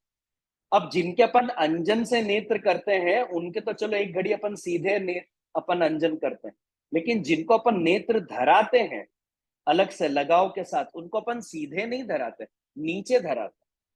तो नीचे कहां देख रहे हैं ठाकुर जी?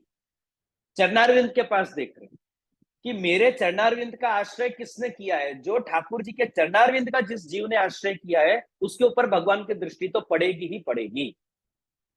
और जो ठाकुर जी के चरणारविंद को छोड़ के जिसकी दृष्टि उनके मुकुट पे है, टिपारा पे है, आजू बाजू के सजावट पे है, उसके ऊपर भगवान की दृष्टि नहीं पड़ेगी। जो खाली सजावट के दर्शन करने जाते हैं ना उनके ऊपर भगवान की दृष्टि नहीं पड़ेगी। जो ठाकुर जी के दर्शन करने जाते हैं और अपना स्थान ठाकुर जी के चरणारविंद में रखते हैं उनके ऊपर जरूर भगवान की दृष्टि पड़ेगी। तो ठाकुर जी के चरणारविंद में खुद को देखना ये बीज भाव के कारण ही संभव है कि आप ये मानते हो कि हाँ ये मेरी उत्पत्ति का स्थान है और मेरे को इन्हीं के चरणारविंद पकड़ने हैं, बाकी मैं कुछ नहीं जानता, बाकी मेरे को पुष्टि मार्ग में कुछ नहीं पता है, मेरे को सिर्फ इतना पता है कि मेरे को इनका चरणारविंद पकड़ के रखना है। ये बीज भाव का लक्षण है। ऐसे जीवों के ऊपर ठाकुर जी की कृपा दृष्टि हमेशा रहती है और ऐसे ही जीवों का उद्धार होता है, अन्य जीवों का नहीं होता। आप चौड़े होकर एकदम श्रीनाथ जी के दर्शन करोगे ना, छाती चौड़ी करके, श्रीनाथ जी आपकी तरफ देखेंगे भी नहीं। श्रीनाथ जी तो उसी की तरफ देखेंगे कि जो ठाकुर जी के चरणारविंद के पास बैठा है। जो उनके चरणारविंद के पास कौन बैठा है? ठाकुर जी, वहां देखेंगे, इधर उधर नहीं देखेंगे। अब तो गिरिराज जी भी ऐसे ही हो गए कि जब तक आप गिरिराज जी के आगे जाके झुकोगे नहीं ना, तब तक आप उनको स्नान भी नहीं करा पाओगे, गिरिराज जी को अभिषेक भी नहीं करा पाओगे। अब तो गिरिराज जी भी ऐसे ही होगा, धीरे धीरे गिरिराज जी भी आपका अहंकार ऐसे ही घटाएंगे, देखना। हमारे बड़ों के हमने चित्र जी देखे, मुखारविंद पर स्नान कराते हुए, आप टेबल के बेंच के ऊपर चढ़ के आप गिरिराज जी के स्नान कराते थे, अभिषेक कराते थे मुखारविंद पे। और आज जब हम लोग गिरिराज जी पे जाते हैं तो हमको झुक के कराने पड़ते हैं। तो गिरिराज जी और श्रीनाथ जी ही धीरे धीरे अपने अंदर का अहंकार दूर करेंगे और झुकाते झुकाते झुकाते झुकाते उनके चरणारविंद पे लेके आ जाएंगे। ये बीज भाव का लक्षण है। अगर आप झुक पा रहे हो ना उनके आगे, ये बीज भाव का लक्षण है। नहीं तो अपन झुकेंगे भी नहीं, छाती चौड़ी करके अपन तो जाएंगे, हमने तो टिकट लिए दर्शन के, हमारा तो अधिकार बनता है दर्शन करने का। ये भाव से अगर आप दर्शन करने गए, श्रीनाथ जी आपकी तरफ पलट के भी नहीं देखेंगे।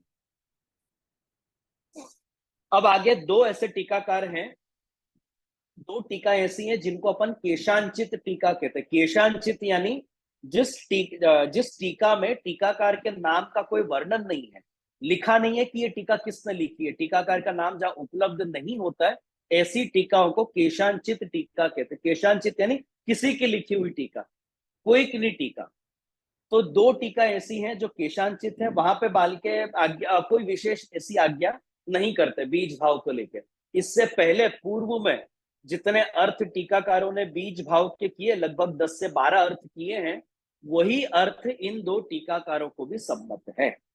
तो इस प्रकार से सभी टीकाकारों ने अपने अपने भाव अनुसार बीज भाव के अर्थ किए हैं।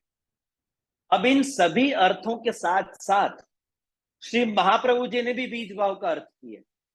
भक्तिवर्धनी में नहीं किया, आपने सुबोधनी जी में किया।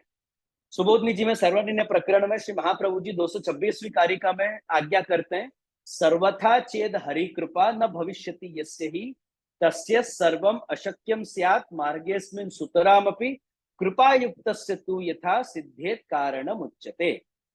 जिनके ऊपर श्री हरि की कृपा सर्वथा नहीं है, जिनके ऊपर ठाकुर जी की कृपा नहीं है, वो चाहे कितना ही योग्य व्यक्ति क्यों ना हो, लौकिक दृष्टि से आपको कितना ही योग्य भगवदीय क्यों ना लगे, लेकिन अगर उसके ऊपर ठाकुर जी की कृपा नहीं है तो वो पुष्टि मार्ग के साधन उसके लिए अशक्य बन जाएंगे।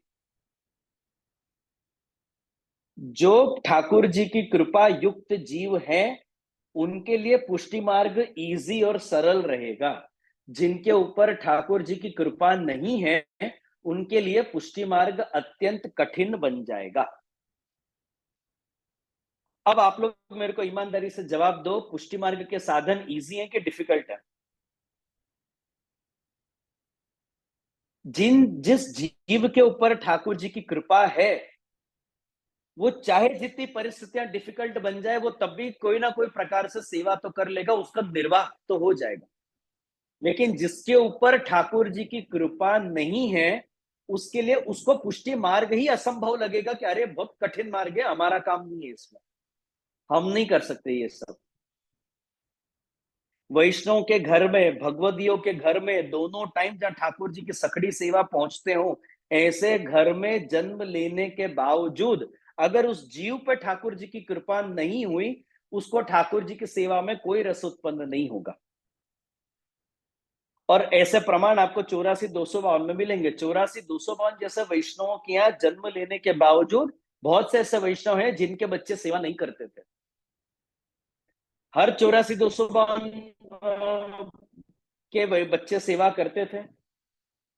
और कितने ही ऐसे बच्चे हैं जो वैष्णव बने पर माँ बाप सेवा नहीं करते, बच्चे सेवा करते, माँ बाप नहीं करते।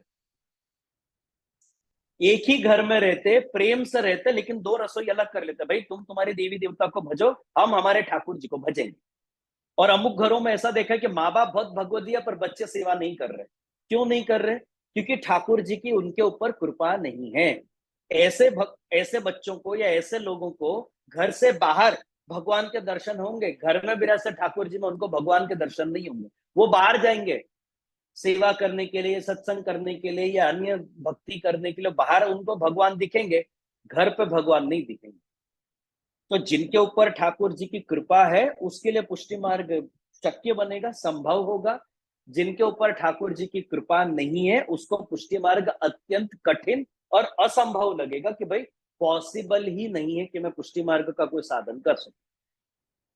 मैंने आप लोगों को पहले भी एक उदाहरण दिया था। मेरा एक जैनी दोस्त है, बहुत अच्छा दोस्त है, बहुत पुराना दोस्त है, मेरे बचपन का दोस्त है, जैनी है। उसने मेरे को खाली 15 दिन में एक बार उपवास करना पड़ता है एकादशी का। उसमें भी बहुत सारी चीजें तुम लोग खा सकते हो, फ्रूट खा सकते हो, ना दूध पी सकते हो, ना जूस खा सकते हो। और आज तो एकादशी की हालत ऐसी है कि आज एकादशी के नाम पे आप एकादशी का 56 भोग कर सकते हो। इतनी वैरायटी आज वैष्णव ने एकादशी में इन्वेंट कर ली है। खाली खाली एकादशी एकादशी का 56 भोग करना हो ना, तो आप इतनी सामग्रियां बना सकते हो फलाहार में।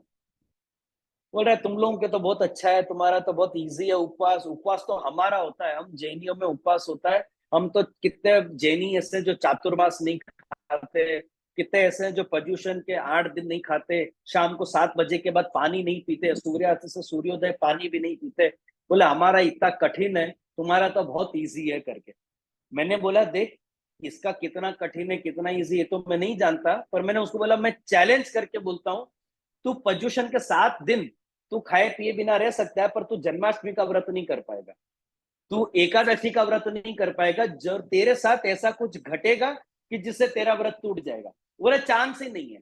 बोला तू शर्त लगा ले। बोला तू शर्त लगा ले, कोई हालत में तेरे से एकादशी का व्रत नहीं निभेगा, तेरे से कुछ ना कुछ खाने पीने में आ ही जाएगा, या अमुक सिचुएशन तेरे लाइफ में ऐसी बनेगी उस दिन कि तेरा व्रत टूट जाएगा। उसने बोला नहीं नहीं ऐसा हो ही नहीं सकता, मैं कर लूंगा। बोला कर ले, कोई दिक्कत नहीं है मेरे को, तू कर, व्रत कर। उसने ट्राई किया, 2 बार हमारी शर्त लगी, दोनों बार उसने ट्राई किया, दोनों बार उसका व्रत टूट गया। मैंने देख तू जैनी है, तेरे से पर्यूषण होगा, मेरे से पर्यूषण नहीं होगा, पर मैं वैष्णव हूं, तो मेरे से एकादशी और 4 जयंती होगी, वो तेरे से नहीं होगी। तो जो तू कर सकता है वो तू कर, जो मैं कर सकता हूं वो मैं करूंगा। तेरे को मेरे से कंपेयर करने की जरूरत नहीं, मेरे को तेरे से कंपेयर करने की जरूरत नहीं, दोनों अपना प्रेम पूर्वक करो, शांति से रहो और आराम से रहो। बोला क्या कंपैरिजन करना कि तुम ये कर सकते हो, तुम ये कर सकते हो, तुम्हारा ये इजी है, तुम्हारा वो इजी है। जो जिस मार्ग का जीव है, जिसके ऊपर जिस ठाकुर जी की कृपा है, उसके लिए वो मार्ग सरल है। जो जिस मार्ग का जीव नहीं है, जिसके ऊपर ठाकुर जी की कृपा नहीं है, उसके लिए वो मार्ग अत्यंत कठिन बनता जाएगा। अब यहां पे आपको जिनके ऊपर ठाकुर जी की कृपा नहीं है, ऐसे वैष्णवों के या ऐसे लोगों के मुंह से आपको ये सारे शब्द सुनने मिलेंगे। હવે અમારાથી સેવા ન થતી, અમારાથી પાઠ ન થતા, પ્રવચનમાં અમને બહુ આવે છે, અમારાથી હવે એકાદશી ન થતી, જે અમને કંઠી બહુ ચૂભે છે, જે હવે અમે નથી પહેરી શકતા કંઠી। અમુક વૈષ્ણવને હું પૂછું કેમ તમે કંઠી નથી પહેરતા, ના જે બહુ ચૂભે છે અહીંયા આપણે। આ જે અરે આ પુષ્ટિમાર્ગ બહુ અઘરું છે, જે આ કલિકાલમાં પુષ્ટિમાર્ગના સાધનો કરવા બહુ અઘરું છે। આ શબ્દો કોના મોઢેથી નીકળશે, કયા વૈષ્ણવના મોઢેથી નીકળશે, કે કયા જીવોના મોઢેથી નીકળશે, જેમના ઉપર હજી ઠાકોરજીની કૃપા થઈ નથી। જેમના ઉપર ઠાકોરજીની કૃપા છે, ગમે તે પરિસ્થિતિમાં પણ આવા વૈષ્ણવના મોઢેથી આવા શબ્દો નીકળશે નહીં। अब यहाँ पे आप सभी वैष्णवों को मुझसे एक प्रश्न पूछने की जरूरत है कि जे आपे 14 टीकाकारों बीज भावना 14 अर्थ हमने केम बताई, कि जे आपने ये 14 अर्थ बीज भाव के आपको बताने की क्या जरूरत थी, तमे एक के बे अर्थ किया तो ये चालते कि नहीं। अगर जो मैं 14 टीकाकारों का अलग अलग अर्थ नहीं लेकर मैं अगर आपको 1 या 2 अर्थ बताता तो चलता कि नहीं चलता। तो जे आपको 14 टीकाकारों के 14 अलग अलग अर्थ बताने की क्या आवश्यकता थी, आपको पूछना चाहिए मेरे से। मैंने आपको किसी और ग्रंथ में सभी टीकाकारों के सारे मत बताए कभी? हर बार नहीं बताए। यहां क्यों बताना पड़ रहा है, क्यों मैंने बताया? ऐसे ही खाली अपनी विद्वत्ता छांटने के लिए मैंने आपको बताया। ये 14 प्रकार के बीज भाव के अर्थ मैंने आप लोगों को इसलिए बताए क्योंकि हर वैष्णव अपने आप में अलग है, हर वैष्णव का भाव अपने आप में अलग है। जरूरी नहीं कि एक टीकाकार ने जो बीज भाव का अर्थ किया वो सभी वैष्णव पे लागू पड़े। किसी को लगेगा कि हाँ जो लालू भट्ट जी बोल रहे हैं ना वो मेरे पे लागू पड़ती, किसी को लगेगा जो गोकुलनाथ जी बोल रहे हैं वो मेरे पे लागू पड़ते, किसी को लगेगा जो वल्लभ जी बोल रहे हैं वो मेरे पे लागू पड़ता, किसी को लगेगा जो हरिराय जी बोल रहे हैं वो मेरे पे लागू पड़ता। अगर जो बीज भाव के एक दो ही अर्थ करने होते तो 14 टीकाकारों को भी कोई बहुत खाली टाइम नहीं था उनके पास कि वो बैठ के अलग अलग अर्थ करते। उनने अलग अलग अर्थ इसलिए किए क्योंकि उनको पता है कि हर वैष्णव की स्थिति एक समान नहीं है, हर वैष्णव का भाव एक समान नहीं है, हर वैष्णव एक ही प्रकार से ठाकुर जी की सेवा नहीं करता। तो जो डेफिनेशन के विरुद्ध जाकर या अलग हटकर जो सेवा करता है तो फिर क्या उसको सेवा माननी कि नहीं माननी? अमुक बीज भाव के अर्थ करने के बाद अगर कोई वैष्णव जो किसी भी अर्थ में फिट नहीं बैठता हो तो उसको क्या समझना चाहिए? तो वो वैष्णव छूटना नहीं चाहिए। उस वैष्णव को भी यहाँ पे टीकाकार सांत्वना दे रहे हैं कि भाई તમે चिंता नहीं करो, તમે આ નથી કરતા ને ખાલી આટલું જ કરો છો તોય તમારી અંદર બીજ છે એટલે તમે આટલું પણ કરો છો, તમે આ નથી કરતા આ કરો છો તોય વાંધો नहीं। आपको सारे ऑप्शंस दे दिए हैं, ये 9 10 12 14 प्रकार के अर्थ करके। ये 14 कैटेगरीज में से आप किसी भी कैटेगरी में अगर आप आते हो ना तो भी आप समझो कि आपके अंदर बीज है। आप डेफिनेशन में फिट नहीं हो रहे करके आपको ये मत मान लेना कि आपके अंदर बीज नहीं है। इसलिए अलग अलग टीकाकारों ने अलग अलग प्रकार से अर्थ करके ज्यादा से ज्यादा वैष्णवों को घेरे में लेने की कोशिश करी है। वरना अगर मैं हरिराय जी का अर्थ बताता ना, हरिराय जी का अर्थ क्या है? खाली सेवा को लेकर कि जो ठाकुर जी की सेवा करता है उसके अंदर बीज भाव है। अब जो वैष्णव सेवा नहीं करते उनको क्या समझना चाहिए? अरे शू हमारी अंदर बीज नहीं, हमारे शू समझવું જોઈએ? तो किसी को हरिराय जी का अर्थ अनुकूल लगेगा। अभी कितने ऐसे वैष्णव जो खाली रसोई करते हैं और कोई सेवा नहीं कर पाते, कितने ऐसे वैष्णव जैसे मैंने उदाहरण दिया खाली श्रृंगार सिद्ध करके देते दूसरे वैष्णव को, खुद बाकी और कुछ नहीं करते। क्या उनके अंदर बीज नहीं है? बीज नहीं होता तो वो ठाकुर जी के ही श्रृंगार क्यों सिद्ध करके देते, ठाकुर जी के ही वस्त्र क्यों सिद्ध करके देते? वो कुछ और करते। पर पुष्टि मार्ग से अगर आप जुड़े हो कोई ना कोई प्रकार से तो ऐसे वैष्णवों को भी दायरे के अंदर लेकर सभी टीकाकारों ने अर्थ बताए हैं कि તમારી અંદર પણ બીજ છે, તમે આટલું કરો છો તોય તમારી અંદર બીજ છે, તમે આટલું કરો છો તોય વાંધો નહીં, બીજ છે એટલે તમે આટલું પણ કરી શક્યા છો। इसलिए मैंने आपको 14 प्रकार के अर्थ यहाँ पे बताए कि ये 14 प्रकार से आप खुद को देख लो कि आप किस टीकाकार के अर्थ के अंदर फिट बैठते हैं। इसलिए मैंने आपको 14 प्रकार से बीज भाव के अर्थ बताए और इसी बीज भाव के आधार पे आप लोगों को ये नक्की करना चाहिए कि घर में किस जीव को ब्रह्म संबंध कराएं और किसको नहीं कराएं। ये 14 कैटेगरी देख के आपको नक्की करना चाहिए कि भाई आपके घर में जो जीव जिसको भी नेक्स्ट ब्रह्म संबंध कराना है वो किस कैटेगरी में फिट बैठता है, उसके अंदर बीज है कि नहीं है। ये देखने के लिए आपके पास 14 प्रकार के लक्षण हैं। ये 14 में से अगर वो जीव कहीं पे भी फिट बैठता हो तो आप उसका ब्रह्म संबंध कराओ। ये 14 में भी अगर वो जीव फिट नहीं बैठता तो अभी जबरदस्ती उसका ब्रह्म संबंध मत कराओ। जब आपको उसके अंदर ये लक्षण दिखाई देंगे तब कराना, अभी मत कराओ। या फिर आपको खुद के परवरिश के ऊपर इतना आपको दृढ़ विश्वास है कि नाना जे जे गमे ते थाय हमें तो संस्कार आपी देशो, आप चिंता नहीं करो, आप એને ब्रह्म संबंध आपो तो અમે આપી દેશું, અમને વાંધો નથી, તમારો કોન્ફિડન્સ જોઈને અમે બ્રહ્મ સંબંધ આપી દેશું। પણ તમને યા તો એટલો કોન્ફિડન્સ હોવો જોઈએ કે નાના જીજા આપ ચિંતા નહીં કરો, અમે એને સંસ્કાર આપી દેશું, આપ એને બ્રહ્મ સંબંધ આપો। या તો તમે આની અંદર આટલા લક્ષણો જોઈ લો। આ 14 માંથી કોઈ પણ એક લક્ષણ દેખાતું હોય ને ફલાના જીવની અંદર તો ચોક્કસ એને બ્રહ્મ સંબંધ લેવડાવજો। એકે લક્ષણ નથી દેખાતા તમને, જબરદસ્તી એનું બ્રહ્મ સંબંધ કરાવતા નહીં, જ્યારે દેખાય ત્યારે કરાવજો। इसी के साथ मुझे लगता है मेरा आज का समय यहाँ पे पूरा होता है। वैसे तो विषय और है, अभी तो अपन ने खाली एक शब्द का ही अर्थ किया है यहाँ पे पहले श्लोक में, लेकिन आज अपन सत्र यहीं तक रखेंगे क्योंकि इससे ज्यादा मैं बताने जाऊंगा तो थोड़ा ओवरडोज हो जाएगा, ओवरडोज हो जाएगा तो यहाँ फ्यूज हो जाएगा, कुछ समझ में नहीं आएगा। इसलिए ओवरडोज नहीं हो उसके लिए मैं आज का विषय यहीं तक सीमित रखता हूँ। अगर किसी वैष्णव को कोई डाउट है कल के सत्र और आज के सत्र में तो आप लोग मेरे से पूछ सकते हैं। और समापन करने से पहले, पूर्ण करने से पहले, मैं एक बार फिर से श्रीनाथ जी वचनामृत से जुड़े सभी वैष्णवों को, सभी भगवदियों को मैं खूब खूब बधाई और खूब खूब आशीर्वाद देता हूँ कि लगातार अब लगभग 4 साल होने वाला है। मेरे ख्याल से ये अप्रैल मई में आप लोगों को 4 साल हो जाएंगे ये सत्संग करते करते। 2020 में जो आप लोगों ने आरंभ किया है, ठाकुर जी कृपा करें कि ये आप सिल्वर जुबली, गोल्डन जुबली तक आप ये सत्संग सत्र चालू रखो और मेरे को आप अवर-नवर उसमें बुलाते रहो। इसी शुभेच्छा से जो कुछ भी मैंने बोला उसको श्री महाप्रभु जी के युगल चरणारविंद में समर्पित करते हुए अपने वक्तव्य से विराम लेता हूँ। पिछले 2 दिन के सत्र में किसी को कोई डाउट हो, किसी को कुछ नहीं समझ आया हो तो आप लोग मुझसे पूछ सकते। જે આ 2 દિવસ આપે જે વચનામૃત એ જ ક્વેશ્ચન પૂછો, બીજો વધારાનો નહીં.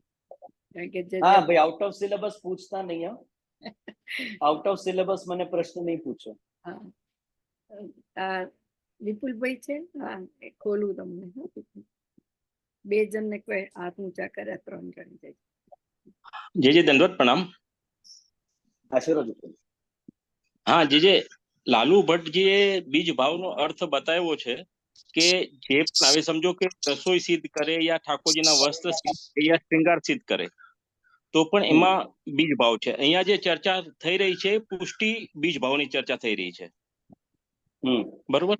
હા, તો હવે કદાચ એવું પણ બને કે હમણાંના સમયમાં કદાચ કોઈ સાજ શ્રૃંગાર વગેરે પણ જે વૈષ્ણવ ન હોય એ પણ સિદ્ધ કરતા હોય, અથવા ઘણા જણ એવા પણ હોય કે જે હાર છે કે માલાજી છે કે જે ગાદીજીની માલાજી વગેરે કે જે પણ હોય, તો એ સમજો કે પુષ્ટિ માર્ગીય ન હોય છતાં પણ એનામાં એવી કલાગીરી હોય અને સિદ્ધ કરતા હોય, તો પછી એમાં પુષ્ટિ ભક્તિ બીજ ભાવ છે એમાં આપણે તો ગણી જ ના શકીએ ને. જે ना, ऐसे लोगों की यहाँ पे बात नहीं हो रही क्योंकि वो व्यापार दृष्टि से वो कार्य कर रहे हैं, सेवा भाव से वो कार्य नहीं कर रहे. बिल्कुल. जहाँ पे व्यापार दृष्टि है वहां उन लोगों की चर्चा नहीं है यहाँ पे. लेकिन लालू भट्ट जी उन वैष्णवों को यहाँ इंक्लूड करके कह रहे हैं कि जो बाकी कुछ नहीं करते पर अन्य वैष्णवों की सहायता करते हैं किसी न किसी प्रकार से, यानी भक्ति कर रहे. बेसिकली लालू भट्ट जी कह रहे हैं कि उनके अंदर भी भक्ति है.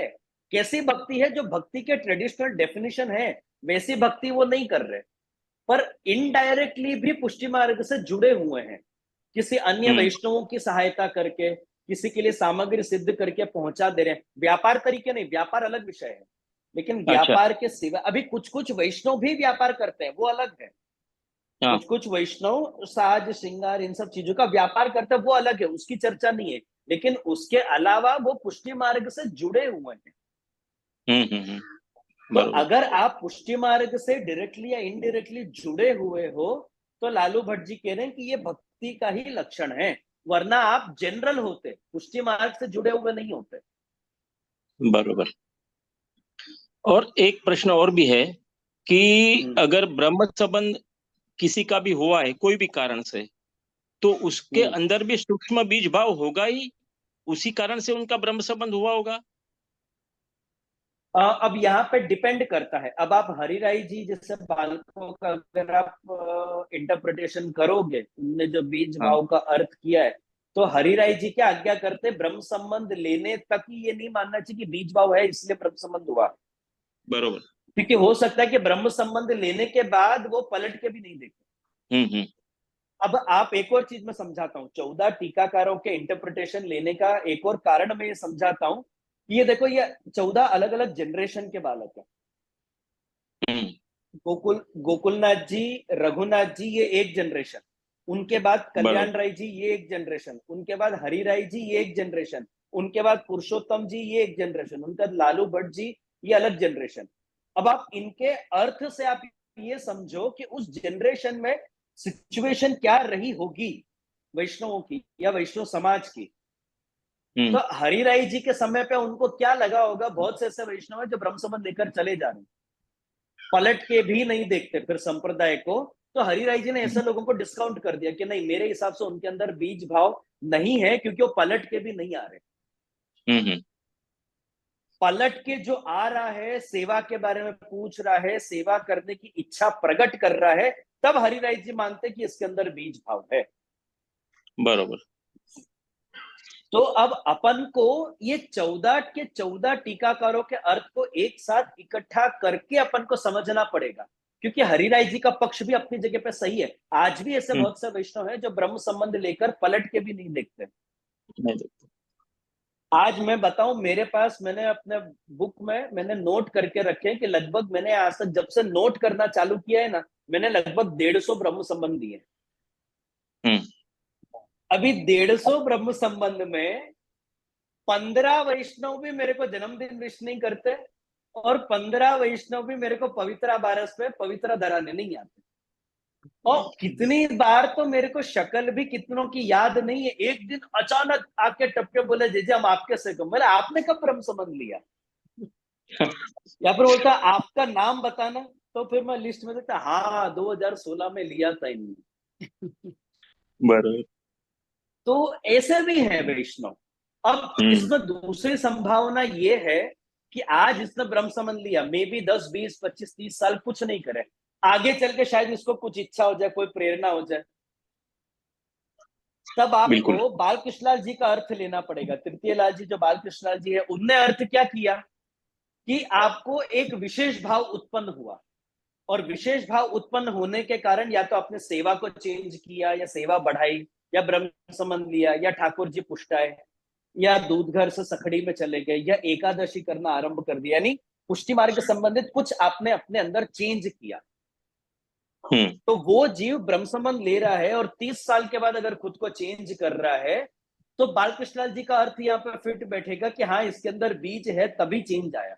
लेट आया, मैं मानता हूं कि चेंज बहुत लेट आया, पर आया ना। बरोबर। आज नहीं तो कल चेंज आया है।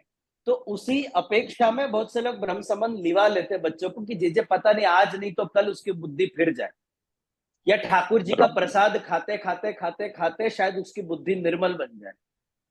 इसलिए लालू भट्ट जी ने क्या इंक्लूड किया कि आप अगर कुछ नहीं करते हो, ठाकुर जी के लिए रसोई भी सिद्ध करके धर दी, सामग्री कर दी, या वस्त्र सिद्ध कर दिए, तो भी आपकी सेवा डायरेक्टली इनडायरेक्टली विनियोग में हो रही है, तो वो भी आपकी बुद्धि फेर सकती है, उससे भी आपकी बुद्धि फिर सकती है।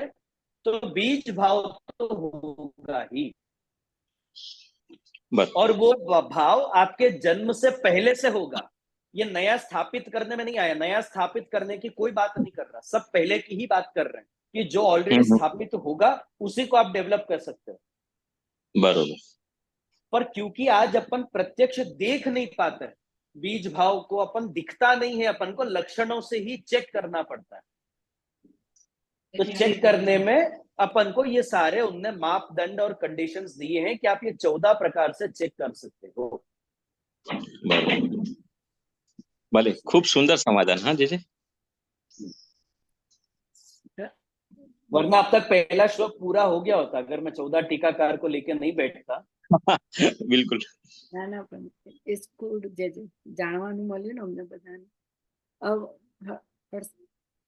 બોલો તમે બીજા. હલો. હા, દંડવત પ્રણામ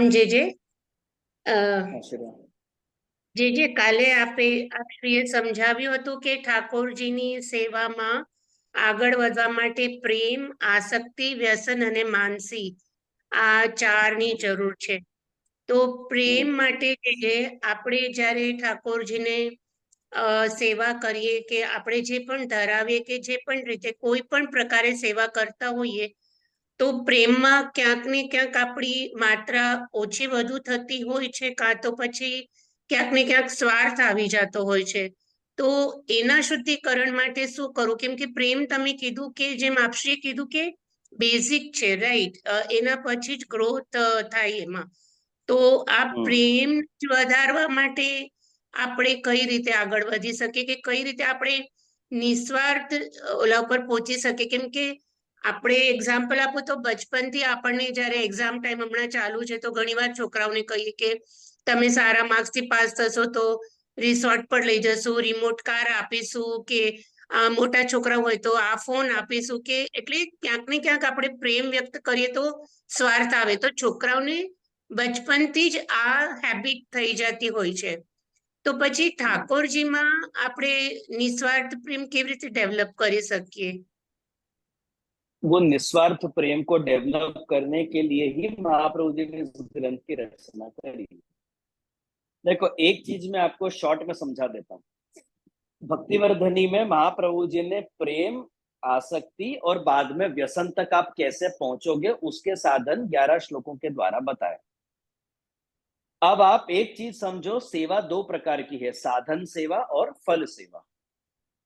अब साधन सेवा और फल सेवा में आपका जो सेवा का प्रोसेस है वो सेम है, चेंज नहीं आता। आप जैसी आज सेवा कर रहे हो, फल दशा में पहुंचने के बाद भी आप वैसी ही सेवा करोगे, सेवा में कोई चेंज नहीं आएगा। पर फर्क कहां आता है? साधन सेवा प्रेम को डेवलप करने के लिए अपन करते हैं, और फल सेवा प्रेम सहित आप सारी सेवा करते हो, इतना ही फर्क है।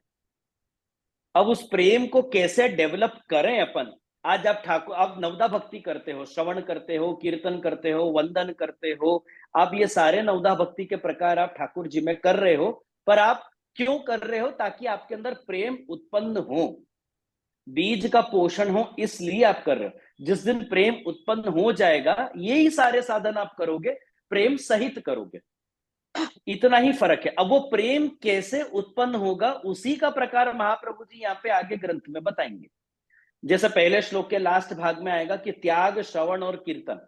अब त्याग में भी, अब मैं आप लोगों को पहले से एक ट्रेलर दे देता हूं, त्याग में भी 14 टीकाकारों ने अलग अलग प्रकार से अर्थ किए हैं कि क्या त्यागना है अपन को, ठाकुर जी के लिए क्या क्या त्यागने की आपकी तैयारी होनी चाहिए। तो 14 टीकाकार अलग अलग वस्तु बताएंगे, तो वहां भी मैं 14 अर्थ लूंगा त्याग के। तो जिसको सुनना हो तो फिर वही आए, जिसको है कि अरे आ तो जे પછી 14 પ્રકારના ત્યાગ બતાવો છો, हमारे सेशन त्यागी दियो ने एना करता तो भले तमें नहीं आओ। तो क्या क्या आपको त्यागना है ये आपको समझना पड़ेगा। फिर क्या क्या श्रवण करना है या कैसा श्रवण करना है ये समझना पड़ेगा। कीर्तन करो तो कैसा कीर्तन करना है ये समझना पड़ेगा। फिर दूसरे श्लोक में महाप्रभु जी समझाएंगे, तीसरे श्लोक में समझाएंगे, व्यावृत्तोपि भजेत कृष्णम श्रवणादो यतेत सदा तथा प्रेम तथा शक्ति। ये सब महाप्रभु जी बताएंगे, पर आपको उसके लिए सब्र रखना पड़ेगा।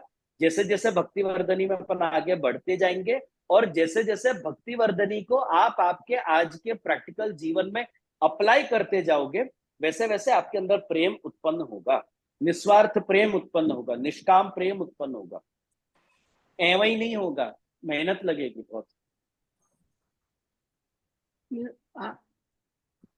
તમારું મ્યુટ બંધ હર્ષાબેન મ્યુટ છે તમારું। Mute I was not able to unmute. હા જે શ્રી, પણ આ બચપનથી આવવું જોઈએ કે કોઈ પણ એજ થી ડેવલપ થઈ શકે પછી? પહેલેથી જ હોવું इसलिए જોઈએ? यहाँ पे इसलिए देखो दो प्रकार से होते हैं, पहले से होना चाहिए, इसमें कोई डाउट नहीं है। अब बलून क्या थी अभी? छोड़िया छे कोई, मन लागे छे। अब देखो दो प्रकार से है। पहला प्रकार, जब आप बचपन से बच्चों को आप ऐसे संस्कार दो, वो एक प्रकार से आप उनको संस्कार दे सकते हो, उनके बीज भाव को आपने बचपन में ही पहचान लिया और उसके अनुसार आप उसका पोषण कर रहे हो। दूसरा कि जहां पे अपन खुद मार्ग में लेट आए, ऐसी भी परिस्थिति है कि जहां पे माता पिता खुद संप्रदाय में लेट आते हैं, बच्चे ऑलरेडी 15, 20, 25 साल के हो गए, अब कहां से अपन संस्कार देंगे? अब वो संस्कार लेने के लिए उनकी तैयारी भी नहीं है। वो बोलेंगे તમે જ અત્યારે માર્ગમાં આવ્યા છો તો પછી અમારા ઉપર તમે શું કામ તમે પ્રેશર આપ કરો છો? અમે પણ તમારી ઉંમરમાં આવશું તો કરી લેશું। तो ऐसे लोगों को आपको ठाकुर जी की कृपा के भरोसे छोड़ देना चाहिए। फिर आप मत चिंता करो, ठाकुर जी की कृपा अगर हुई तो सच्ची में वो जीव कहीं नहीं जाएगा। मैंने 60-60 साल में मैंने वैष्णव को पलटते देखा है। मैंने कट्टर शिव भक्तों को वैष्णव भक्त बनते देखा है, कट्टर वैष्णव बनते देखा है 60-60 साल की उम्र में। तो अमुक चीजें, मैं हमेशा एक बात बोलता हूँ कि जो चीजें आपके कंट्रोल में है आप उतना करो। बच्चों को लेकर आप जो संस्कार दे सकते हो या आपका जो दायरा है उतने में आप जो कर सकते हो सब करो। वो दायरा क्रॉस होने के बाद आप सबको ठाकुर जी पे छोड़ दो। उसके अंदर बीज भाव है, वो अगर पुष्टि जीव है तो घूम फिर के भटक के भी इस संप्रदाय में आएगा ही आएगा। शायद जीते जी आपको वो देखने का सुख नहीं मिले, यहां तक भी हो सकता है, जीते जी शायद आपको ये देखने नहीं मिले कि अरे बेटा बहू भी मेरे सामने सेवा करें, पर हो सकता है कि आपके जाने के बाद करने लग जाए। ठाकुर जी कब किसकी बुद्धि फेरे या किसका कितना अधिकार है ये अपन नहीं जानते, ये ठाकुर जी जानते हैं, तो ये उनका विषय है, उनके ऊपर आप छोड़िए और हाँ आप उन चीजों का टेंशन मत लो। हाँ, खूब खूब धन्यवाद जे બે દિવસના સત્ર માટે દંડવત પ્રણામ. રક્ષાબેન, ધન્યવાદ પ્રણામ જે શ્રી. મને આશીર્વાદ બોલો. આપે છઠ્ઠું કીધું ને ગોકુલનાથજીનું, એમાં નહીં સમજ પડી.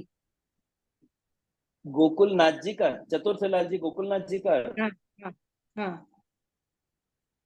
गोकुलनाथ जी आज्ञा कर रहे हैं कि अपने महाप्रभु जी द्वारा जो शुद्ध पुष्टि मार्ग में समर्पण या निवेदन की रीत है, सेवा की रीत है, उस रीत के अनुसार जब आप ठाकुर जी को अर्पण करते हो या निवेदन करते हो, उस निवेदन को जब भगवान स्वीकार करते हैं, ये बीज भाव का पूरा लक्षण है।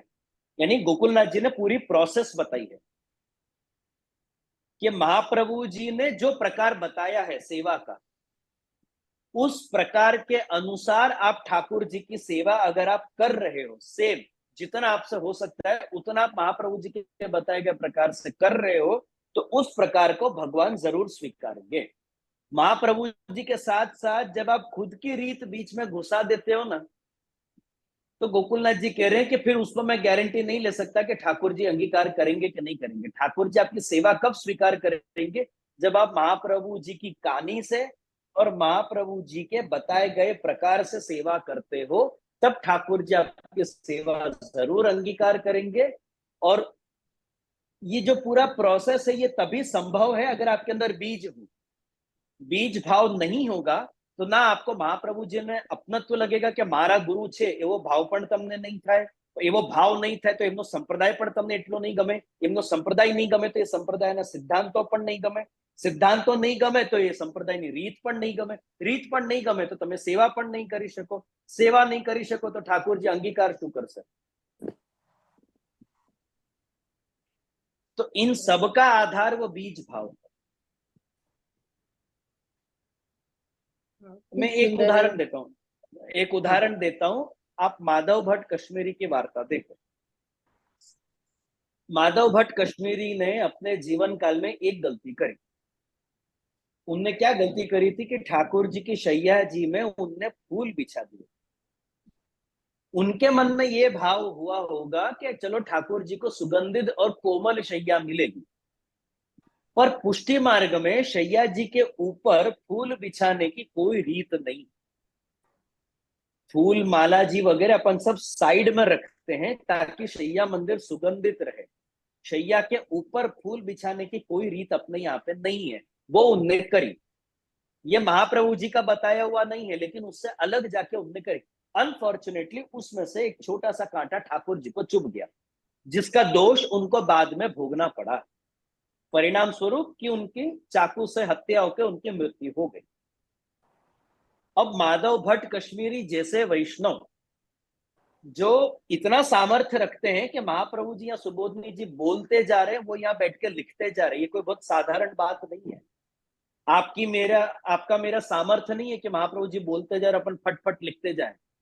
जैसे व्यास जी बोलते गए और गणेश जी लिखते गए, ऐसे यहाँ पे महाप्रभु जी बोलते गए और माधव भट्ट कश्मीरी लिखते गए। बहुत बड़ी बात है ये। ऐसे वैष्णव की क्यों इस प्रकार से मृत्यु हुई? तो भाव प्रकाश में अपन को पता चलता है कि उनने ऐसी एक गलती पहले करी थी। ये गलती क्यों करी उनने? क्योंकि उनने महाप्रभु जी के बताए गए अनुसार उनने ठाकुर जी को पोढ़ाया नहीं, उनने बीच में अपनी रीत एक घुसाई कि नहीं चलो शैया जी। उनने तो ठाकुर जी का ही सुख विचार किया, ऐसा नहीं कि उनने ठाकुर जी का सुख विचार नहीं किया, पर उनकी दृष्टि में जो ठाकुर जी का सुख था, ठाकुर जी की दृष्टि में वो उनका सुख नहीं था और ठाकुर जी को परिश्रम हुआ, जिसका परिणाम उनको भोगना पड़ा। इसलिए बोलते हैं कि सेवा कृतिर गुरु राज्ञ। ठाकुर जी महाप्रभु जी की आज्ञा अनुसार सेवा करो, अपनी मनमानी रीत बीच में घुसा के सेवा मत करो। आप लोग हमको पधरामनी में जो जरूरत से ज्यादा हमारे मुंह में ठूस देते हो ना, वहां पे भी मैं यही बोलता हूँ, भाई आप तो सोचो कि आपके सुख के हिसाब से आप वल्लभ कुल को और उगाते जाओ, पर आपके सुख में हमारा सुख भी तो होना चाहिए ना। आपका सुख हमारे दुख में बदल जाए तो चलेगा। पवित्र पवित्र बारस पे हमारी यही हालत होती है, दान के दिनों में हमारी यही हालत होती है।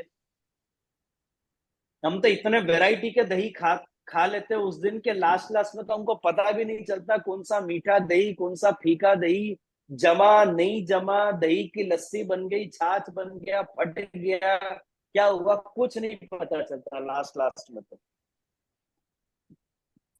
तो अपन केवल खुद की दृष्टि से सुख का विचार करते हैं, सामने वाले की दृष्टि से सुख का विचार नहीं करते, भगवत दृष्टि से सुख का विचार नहीं करते। वहां पे आपको फिर दिक्कत आएगी। और महाप्रभु जी हमेशा ठाकुर जी के सुख का ही विचार करके सेवा प्रकार बताते हैं, इसलिए खुद का बीच में घुसाए बिना महाप्रभु जी के बताए गए प्रकार से सेवा करना ये अपना कर्तव्य है। और ऐसी सेवा आप करोगे, उनकी कहानी देकर आप सेवा करोगे तो ठाकुर जी अवश्य आपकी सेवा स्वीकार करेंगे। ये पूरा कब पॉसिबल होगा? अगर आपके अंदर बीज है तो पॉसिबल होगा। जिसके अंदर बीज नहीं है उसको लगेगा मैं मेरी मर्जी से सेवा करूं ना, मेरे घर में ठाकुर जी विराज रहे, मेरे हिसाब से मैं कर सकता हूं, मेरे को पूरी छूट है, मैं क्यों नहीं कर सकता, ये भाव उसके अंदर होगा। भगवान मेरे घर में तो मेरे हिसाब से मैं करूंगा। खुद के सुख का विचार और भगवत सुख का विचार, ये बहुत बड़ा फर्क। शुद्ध पुष्टि मार्ग और मिश्र पुष्टि मार्ग। ઓકે ખૂબ સુંદર જેજેશ્રી, ખૂબ સુંદર. હું વલ્લભ વેદાંતનું કરું છું ને જેજેશ્રી, એમાં ભક્તિ વર્ધિનીનું જ હું કાલે એક્ઝામની તૈયારી માટે કરતી હતી અને ત્યાં આપે મને એટલું સરસ સમજાવ્યું ને કે મને એ બહુ જ યુઝફુલ થશે. ખૂબ ખૂબ સારું, હવે ધન્યવાદ. પેપરમાં ટોપ કરજો તમે. આપના આશીર્વાદ હશે તો બધું થશે. ઓકે દંડવત પ્રણામ જયશ્રી. આશીર્વાદ. યા તમે કાલે ઓલું સમજાવેલું ને કે પેલા નરકમાં કઈ બી થાય તો પેલા તવામાં તમારું તમને બાળે ને બધું, તો આપણે આપણા રોજિંદા જીવનમાં આપણા હાથે કેટલા કીડી મંકોડા મરતા હશે, તો એનું આપણને પાપ લાગે? જો બે વસ્તુ છે અહીંયા, એક તમે જાણીને કરો ને એક તમે અજાણતા કરો. અચ્છા. હવે અજાણતાએ પાપ તો થયું જ છે, એમાં કોઈ ડાઉટ નથી. તો એનો પણ જે ભોગવવાનું હશે એ ભોગવવાનું હશે, પણ એનો માપ એટલો નહીં હોય જે તમે સીધું ગરુડ પુરાણમાં પહોંચી ગયા ને નરકમાં બાળવાનું, ત્યાં સુધી તમારે ભોગવવાનું નથી હોતું, કારણ કે અજાણતા તમારાથી પાપ થયું છે. પાપ તો થયું છે તો એનો પ્રાયશ્ચિત પણ તમારે કરવું જ પડશે. અને એટલે જ આપણા ત્યાં દાન પુણ્ય વગેરેના જે અનેક ક્રમ આપણા ત્યાં કયા છે કે આ સમયમાં આ કરો, આ કરો, આ કરો. આ અજાણતા તમે જેટલા પણ પાપ કરો છો ને તમારા જીવનકાળમાં, એની નિવૃત્તિ માટે આ બધા ધર્મના સાધનો કીધા છે. ધનની શુદ્ધિ કરો, ધનનો તમે સદુપયોગ કરો, વૈષ્ણવની સહાયતા કરો, હરિગુરુ વૈષ્ણવની સેવા કરો, કે જેથી અજાણતા તમારા જેટલા પણ પાપ છે. પછી આમાં તમારે થોડું ઘણું વિવેક ધૈર્યાશ્રયમાં જવું પડશે. ભક્ત દ્રોહે, ભક્તિ અભાવે, આ બધા જે પક્ષો છે એ જો તમારાથી ભૂલ થઈ ગઈ જાણતા કે અજાણતા, તો એની નિવૃત્તિ આ બધા સત્કર્મોથી થઈ જશે. જ્યારે તમે જાણીને પાપ કરો છો ને તો ત્યારે તમને એ નરકની સ્થિતિ ભોગવવી પડે છે. અને આ આખો વિષય ગરુડ પુરાણનો છે. ગરુડ પુરાણમાં આનું વિસ્તૃત વર્ણન છે. તો એમાં બધું સમજાવવામાં આવ્યું છે કે કયું પાપ કરો તો કયું નરક તમારે ભોગવવું પડે, કઈ ગલતી કરો તો એનું શું પરિણામ છે, એના પ્રાયશ્ચિત કઈ રીતે તમારે કરવા પડશે. આ બધું ગરુડ પુરાણનો વિષય છે. અચ્છા. તમારું શું રેસ્ટોરન્ટનું છે બિઝનેસ? રેસ્ટોરન્ટ કઈ નથી, પણ આમ બી કશું બી થઈ જાય. તો પછી ચિંતા નહીં કરો. રસોડામાં કદાચ કીડી દેખાઈ ગઈ તો એને મારવી તો પડે ને. मारना और भगाना दोनों में बहुत फर्क है. अच्छा. कीड़ी दिख गई तो उसको मारना जरूरी नहीं, आप उसको भगा दो ना. अच्छा. जहां तक हो सके, देखो किसी भी प्रकार के जीव, किसी भी प्रकार के प्राणी की हत्या पाप तो है, इसमें कोई डाउट नहीं है. बने वहां तक आप कोशिश करो कि आप इन सब चीजों को भगाओ, उनको रिपेल करो, मारो मत. अच्छा. मस्किटो रिपेलेंट ऐसे यूज करो कि वहां पे मस्किटो आना नहीं चाहिए. मस्किटो के मुंह पे मत स्प्रे करो कि बेचारा मर जाए दम घुट के. अच्छा, ऐसे प्रिवेंशन करने की आप कोशिश ज्यादा करोगे तो उतने पाप आपके ऊपर कम चढ़ेंगे. દંડવત પ્રણામ જય શ્રી. એટલે ટૂંકમાં આવું કઈ થઈ જાય તો તમે સત્કર્મ કરતા રહો. બસ સત્કર્મ કરતા રહો. જે સૌથી વધારે સત્કર્મ કરશે સમજી લેવું કે એ સૌથી મોટો પાપી છે. દંડવત પ્રણામ જય શ્રી. રૂપાબેન દંડવત પ્રણામ જયશ્રી. જે આપે આજ્ઞા કરી કે બાલકૃષ્ણલાલજીએ બીજ ભાવનું જે સમજાવ્યું કે બીજ અર્થાત સ્વયં ભગવાન, અને ઠાકોરજી અનુગ્રહ કરે ત્યારે ભક્તની અંદર પ્રભુ પુષ્ટિ પ્રભુ અંદર પધારે અને એ જ બીજ. તો ક્યારેક સેવામાં બહુ જ આનંદ થાય, જ્યારે ઈચ્છા સેવાની ઈચ્છા થાય, એ જ બીજ છે. ધારો કે આપણે બધું કીધું એનું, તો ક્યારેક સેવામાં બહુ જ આનંદ આવે ને ક્યારેક સેવામાં આળસ થાય. તો જ્યારે આળસ થાય અને સ્વયં પ્રભુ જ જો બીજ હોય તો પછી આળસ શું કામ થાય છે? જો આમાં એવું છે કે ઠાકોરજીની સેવા કરવાની ઈચ્છા કે પુષ્ટિ માર્ગમાં કોઈ સાધન કરવાની ઈચ્છા તમારી અંદર કેમ ઉત્પન્ન થઈ? કારણ કે સ્વયં ભગવાન તમને અંદરથી આવી પ્રેરણા કરી છે. કારણ કે એ જ ભગવાન તમારી અંદર બીજ રૂપે બિરાજમાન છે, એટલે તમને ઈચ્છા થઈ. હવે તમે કરો તો છો બધું, પણ અમુક દિવસે જેમ તમે કીધું કે ભાઈ આજે આળસ આવે છે, આજે કરવાની ઈચ્છા નથી, આજે મૂડ નથી, કે આજે મન નથી, આ જે બધા વિષયો જે આપણને નડે છે સેવામાં, આ વિષય છે ને પુષ્ટિ પ્રવાહ મર્યાદાના વિષય છે. અમુક વાર હવે જો વૈષ્ણવ તરીકે એક વસ્તુ નક્કી છે કે મોટા ભાગે આપણે બધા આપણું જીવાત્મા તો પુષ્ટિ છે, એમાં કોઈ ડાઉટ નથી, એટલે જ આપણે બધા આ સંપ્રદાયમાં છીએ. પણ જરૂરી નહીં કે તમારો દેહ પણ પુષ્ટિ હોય. અગર જો દેહ આસુરી હોય તો, દેહ પ્રવાહી હોય તો, દેહ મર્યાદા હોય તો એ દેહના ભેદના કારણે તમને સેવામાં આ જે ઊંચ નીચનો જે અનુભવ થાય છે એ દેહના ભેદ છે. જો આમાં પણ ત્રણ વિષય છે. એક તો તમારું સ્થૂલ દેહ, એક સૂક્ષ્મ દેહ. સૂક્ષ્મ દેહ પણ અમુક વાર દૈવી કે આસુરી આમ થઈ જતું હોય છે, તો એના કારણે પણ તમારી સેવામાં વિક્ષેપ ઉત્પન્ન થાય છે. મૂળ જીવાતમાં જોવા જાઓ તો આપણે બધા પુષ્ટિ છીએ, પણ એના ઉપર જે આપણો સ્થૂલ દેહ છે, એના ઉપર એના અંદર જે સૂક્ષ્મ દેહ છે, એના ઉપર જે સ્થૂલ દેહ છે, એ દૈવી કે આસુરી હોઈ શકે છે.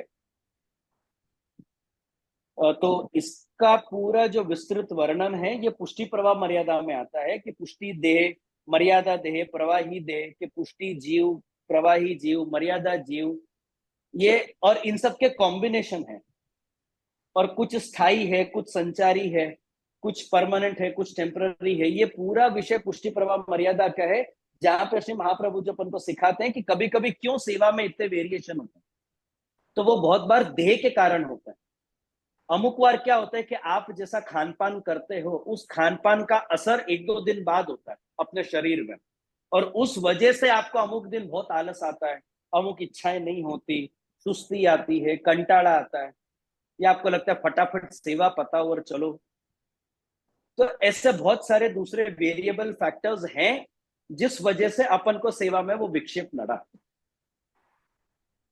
बाकी मूल परब्रह्म पुष्टि पुरुषोत्तम अपने अंदर बीज के रूप में विद्यमान है, इसमें तो कोई डाउट नहीं.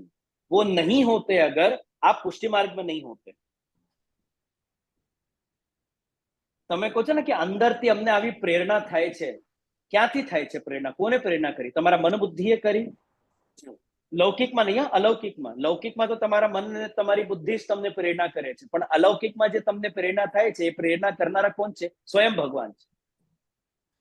તો એ અર્થમાં શ્રી બાલકૃષ્ણજીએ કહ્યું છે કે જે બીજ છે તમારી અંદર, સેવા કરવાની ઈચ્છા, કે પુષ્ટિ માર્ગમાં કોઈ પણ પ્રકારે રહેવાની ઈચ્છા, સાધનો કરવાની ઈચ્છા, એ જે ઈચ્છા છે તે પ્રભુના કારણે જ તમને ઈચ્છા ઉત્પન્ન થાય છે. જો પ્રભુ નહીં હોતે તો આવી ઈચ્છા પણ નહીં થતે. તો જે ઈચ્છા નથી થતી અમુક દિવસ, એ બીજના કારણ નથી, એ તમારા દેહના કારણ છે. તમારા ખાનપાનનું કારણ, સંઘનું કારણ, દુસ્સંગનું કારણ, એ બધા એના કારણે છે. જ્યારે એ સંઘ નિવૃત્ત થાય છે તો ત્યારે તમે પાછા આવી જાઓ છો, ના હો હવે બરાબર સેવા કરવી જોઈએ, ઘણા દિવસ બહુ ऐश-मौज કરી લીધું, હવે પાછા આપણે વ્યवस्थित ठाकुर जी ने આપણે સેવા કરીએ, क्योंकि संघ ऐसा था आपका, या खान-पान ऐसा था, बहुत सारे दूसरे वेरिएबल फैक्टर्स हैं जिस वजह से सेवा में बहुत बार विक्षेप उत्पन्न होता है. સુંદર છે. જે એક વિનંતી છે, મારી ડોટરને થોડા ક્વેશ્ચન છે, કારણ કે એ મને જ્યારે પૂછે છે તો હું તો એક આન્સર આપીને પછી મને આગળ ખબર જ નથી પડતી શું આન્સર આપું. તો આપ જો કૃપા કરો તો આપનો કોન્ટેક્ટ કરીને આપને પ્રશ્ન પૂછે. જરૂર જરૂર, તમે મને વોટ્સએપ કરજો, હું ઓકે સમય જી. અનુસાર જોઈને પછી રિપ્લાય કરી દઈશ. હા જી, ખૂબ ધન્યવાદ. દંડવત પ્રણામ જી. ચલો પછી મળીએ આપણે. હા, આવતા હવે સેશન માટે પણ થોડા પ્રશ્ન રાખો. ગઈકાલે તો બધા બહુ સુસ્ત હતા.